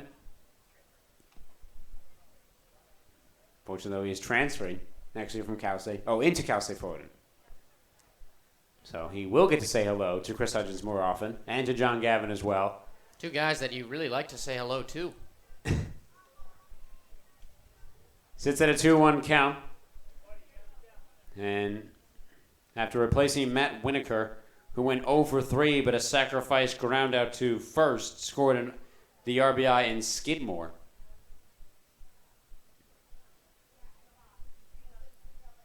Runners on second and first for YD. Gilbreth delivers, and a swing and a miss by Persinger for a 2-2 count. Persinger working on a 4-game hitting streak. Trying to keep that alive. We'll see if YD does choose to start him. He's played in 26 games this year. See if he does get the start at second.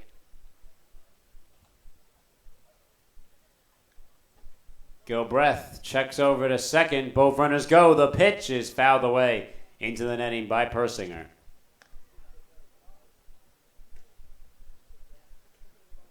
And Persinger has loved Hyannis pitching. In the first game was 4 for 5 against them. He's had a hit every time that he's faced them. 2-2 count, 2 outs. Top of the 8th inning. A pitch from Gilbreth is swung on and missed down low by Persinger, tagged by Smith. And 3 strikeouts in the inning for Lucas Gilbreth. He strands 2 runners and still holds it a 3-1 lead for the YD Red Sox as we head to the bottom of the inning here on the Cape Cod Baseball League Network.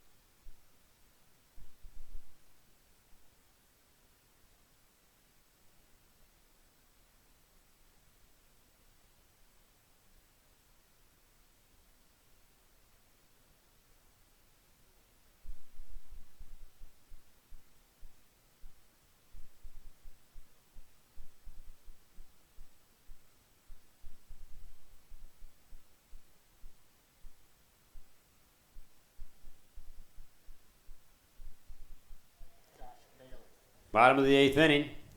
YD Red Sox holding on to a 3-1 lead. James Tobble will still be in the game as there's now only one pitcher in the bullpen warming up for the Red Sox.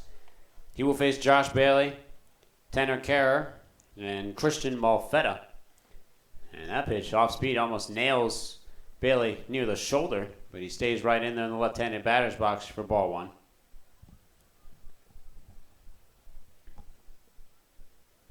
That one bounces right back into the glove of Tobble, and he will flip it high over to Winokur to put the first out away.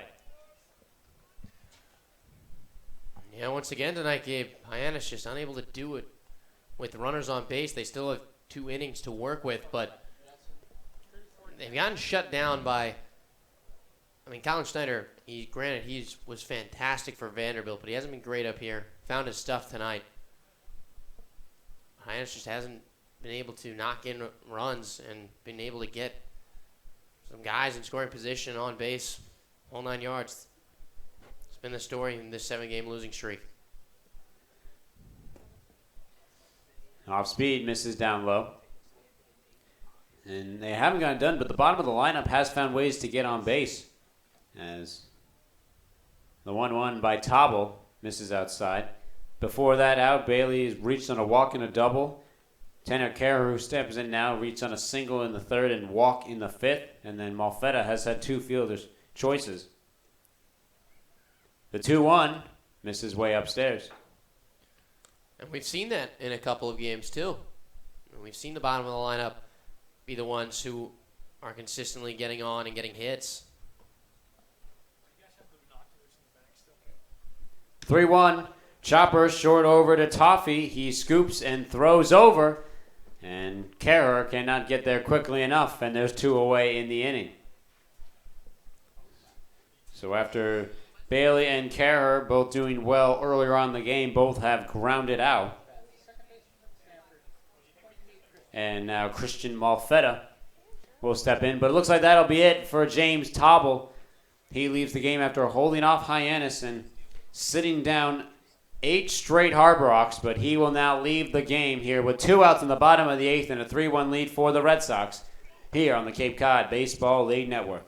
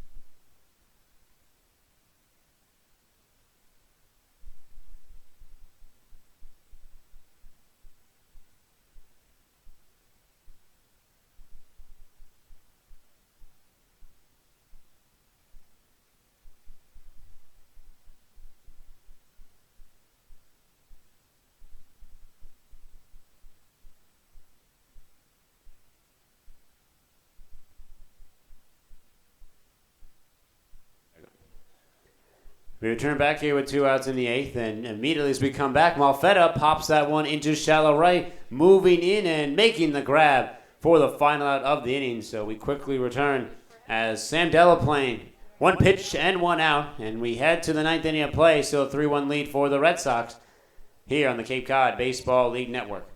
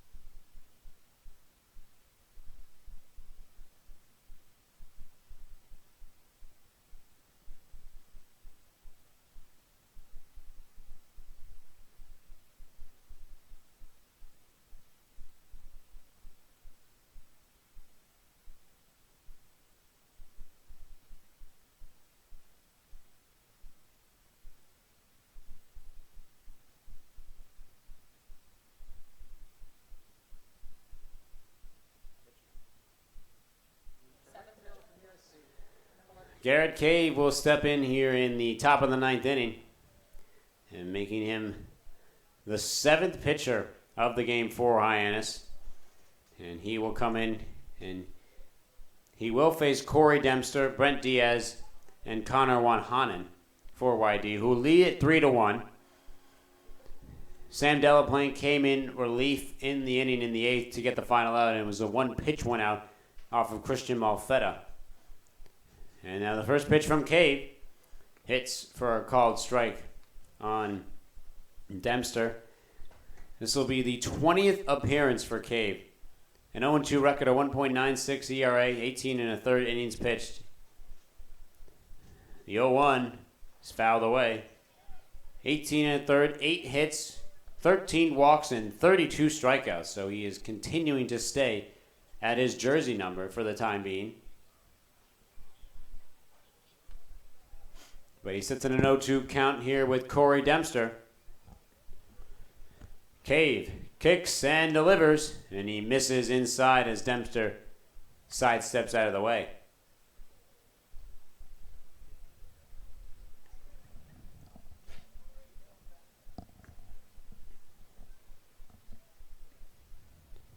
Cave once again sets at the belt, kicks and delivers, and he misses inside again for a 2-2 count to Dempster. You almost wish you could use him more in the playoffs. Get him out of that closer role and pitch him all 9 innings.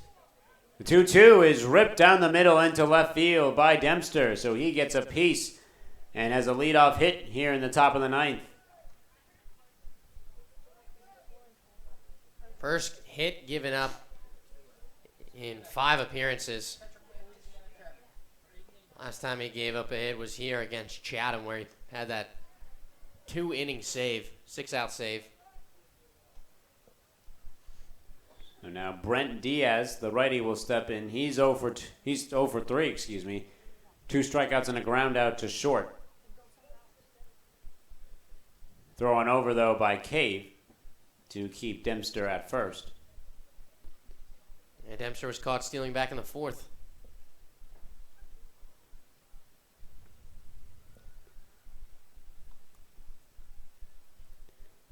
Cave from the belt misses in the lower corner.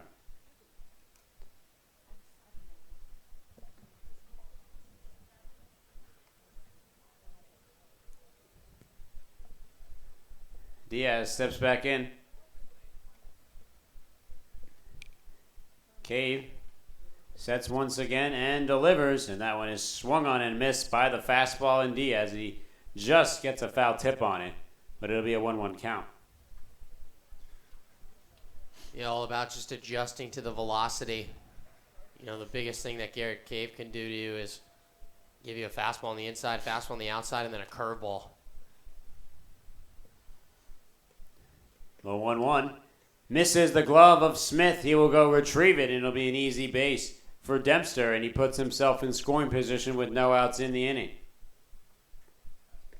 We've seen it happen time and time again with Smith. Sometimes you just can't hold on to it. Credit though, he is catching Garrett Cave. The one game that is finished on Cape, Wareham takes down the Katua Cavaliers 6-0. 5-2, the Bourne Braves lead the Falmouth Commodores top of the 7th inning at Doran Park.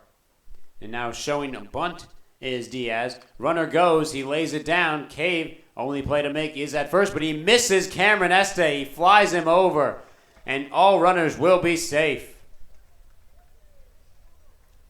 I bet you Ron Polk is punching a wall right now because he has worked on PFPs so much. And the biggest thing with Cave there is he didn't step and throw. He just planted his feet and threw over. He didn't step to his target. They teach you from day one is when you get that ground ball off the bunt, if you can run it over and flip it, that's great. But you need to step to your target. So now that's 2 errors on the day.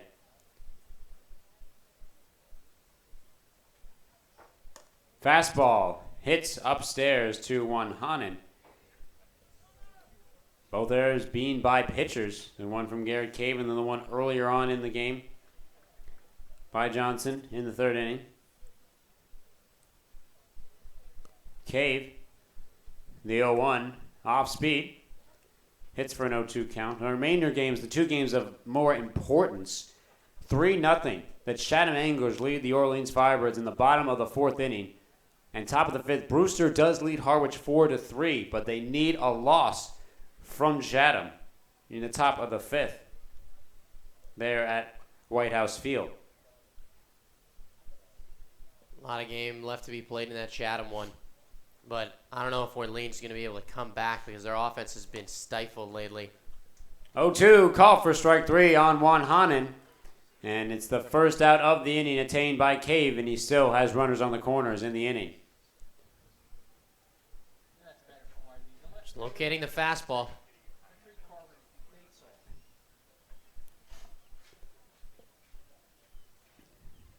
And Corby Batesole now will step into the left-handed batter's box. Cave kicks and fires. He misses there. Smith loses his glove, but he keeps it in the dirt enough to avoid Dempster from moving anywhere from third base.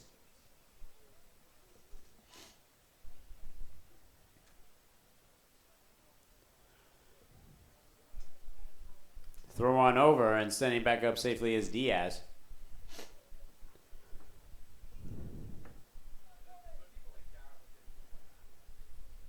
Cave sets up and at the belt once again. The 1-0 showing bunt. That one trickles over to Stadjor. He's going to barehand it and throw it to first. Gets the play to Este. A run will score, though, in Dempster. So it's a sacrifice and a 4-1 lead for the Red Sox. What a play from Carl Stadjahar.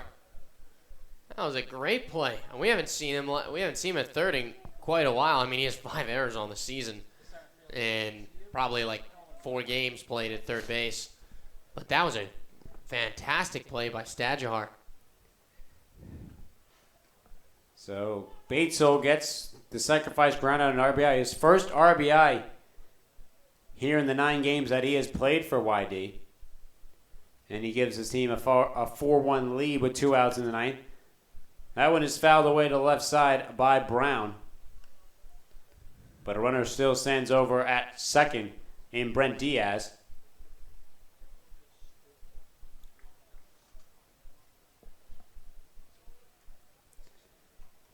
Cave.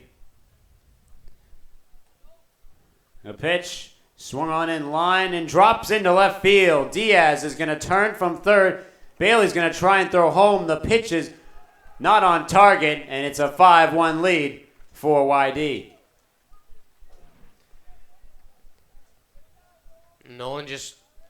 Brown just kind of gets some wood on the bat, flares out in the left field. And that's going to happen when you leave your when you have to throw a ton of fastballs in the count. While Cave can blow it by, guys, I mean, they're going to be able to catch up. The biggest thing for Garrett Cave is, while he's been dominant on the Cape this season, he's still got things to work on, as does everybody up here on Cape Cod. Just another learning experience. First pitch hits for a strike on Will Toffee. And a different mentality in non-safe situations, too.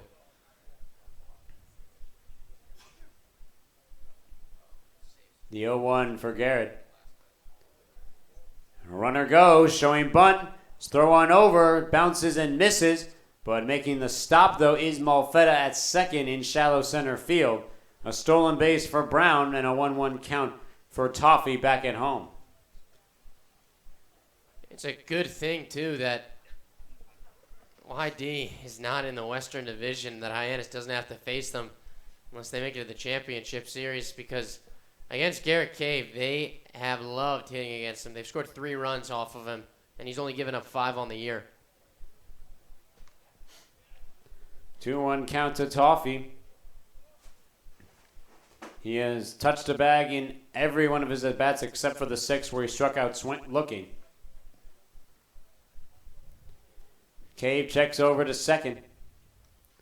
The 2-1 hits on the outer half. Most earned runs that Cave has given up on the Cape. 2.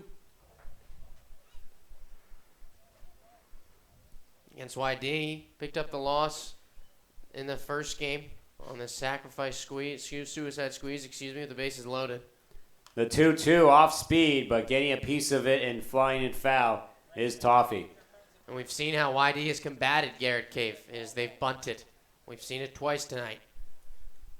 Corby Batesel and Brent Diaz both putting down sacrifice bunts. And Brown just went the other way with it. The 2-2 misses upstairs. Cave does not want to let Toffee get away from him here. Wants to finish off the inning strong. Brown stands over at second. 2 outs, full count, and he fakes the go. Has to come back, and Cave will reset on the mound, and he almost was halfway to third.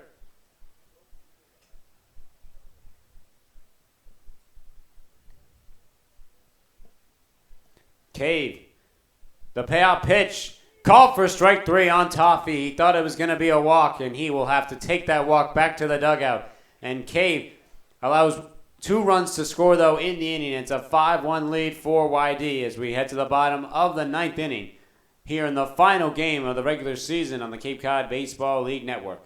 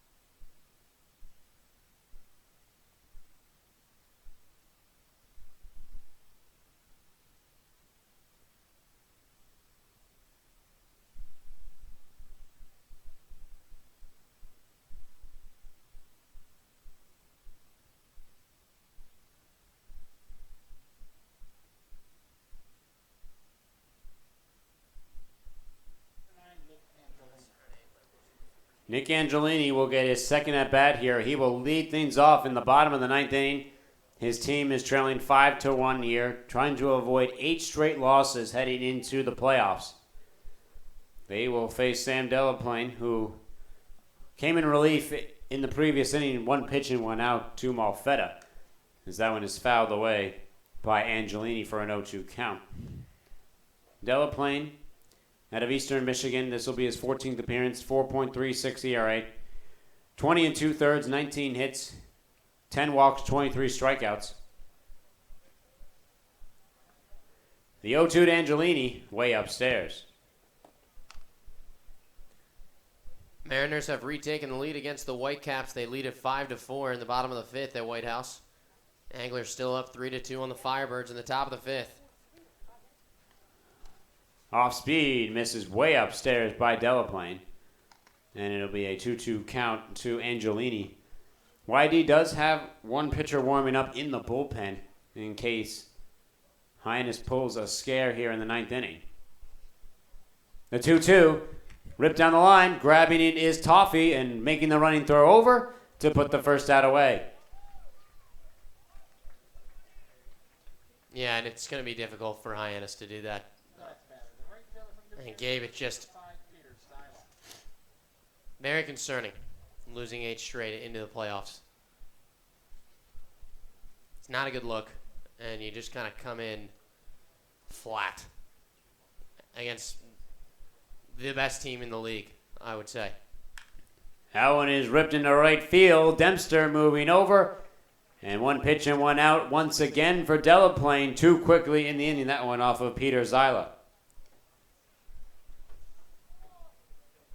I just don't know how you really rebound from it against Falmouth. You know, you hope that they can figure it out. But against this Falmouth pitching, it's just gonna make it that much harder. Is what it comes down to. Chris Hess stands in with 2 outs, takes the first pitch for a strike from Delaplane. Hess is 0 for 3, 2 strikeouts, and a flyout into left. Delaplane kicks and deals, off speed, hits inside, and an 0-2 count to Hess.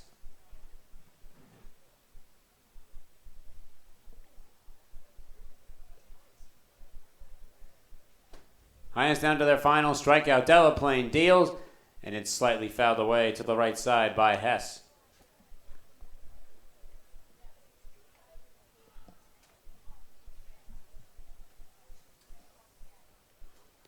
Oh, 0-2 count once again for Delaplane. Hess stands on in.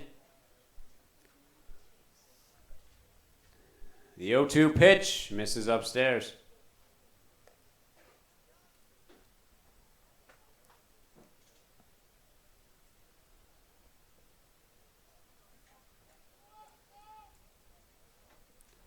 Delaplane will try again, and he misses way outside, down low. And a 2-2 count for Hess. Yeah, overcompensating his fastball. That's why it's going so far to the right of home plate. The 2-2. Short dribbler over to Delaplane. He will scoop it and toss over to first, and that'll do it. The Hard Rocks stumble into the playoffs, losing 8 straight, this time by a 5-1 lead victory for the YD Red Sox, and they will have the day off tomorrow, but then go to play the Falmouth Commodores in the first round of the West Division Series. And Gabe, we kind of knew that this was going to happen in terms of Hyannis being matched up against Falmouth, but not in this fashion. At one point in the season, Hyannis, they looked like they could crawl into second place and overtake the Gatemen, but it has just gone so far south since that point. They've scored 7 runs in the last 7 games, 8-game losing streak. They've been shut out by Wareham, and they face the best pitching staff or the second best pitching staff in the league, whether you want to put Falmouth or Harwich in front, it doesn't matter. But Falmouth definitely has the more electric offense as well. And Gabe, while the starting pitching has held up against the Commodores, they have gotten to the bullpen like no other. I mean, 4 runs in the 8th inning against Falmouth in that second to last game. And then last night, Falmouth just kind of jumping all over Tristan Barlow in the first. They scored 4 more runs in the 4th inning. And Gabe, it just kind of seems like this team, they need a spark. And at the end of the season, it doesn't seem like anyone's supplying that spark. I mean, I think Gonzalez is going to come out and pitch great in Game 1 against Pasantino. But it all comes down to the offense. That's what we've been saying throughout this 8-game losing streak. It's not a good way to end the season at all. It doesn't represent what Hyannis has done so far at all in the season. I mean, they're 0-15 to start it and to end it. So this is not the Hyannis team that we know can play ball, and I'm excited to see if they can rebound in the playoffs this Friday. The mountain is there for Hyannis. How they will climb that mountain, we will see. A day off tomorrow for everyone on Cape, and then we reach the 2016 Cape Cod Baseball League playoffs as every team will head to their respective sites. Hyannis will head to Falmouth on Friday. That game will be at 6 p.m., and we will see how they fare against Jeffrey Pasantino. But once again, the final score here from McKeon Park, a 5-1 loss to the YD Red Sox here, as Hyannis falls in the end of the regular season 17-27. For my broadcast partner, Jack Keffer, I'm Gabe Sussig. We hope you join us on that Friday evening in Falmouth for the first game of the playoff series. But until then, you have been listening to Our Box Baseball on the Cape Cod Baseball League Network.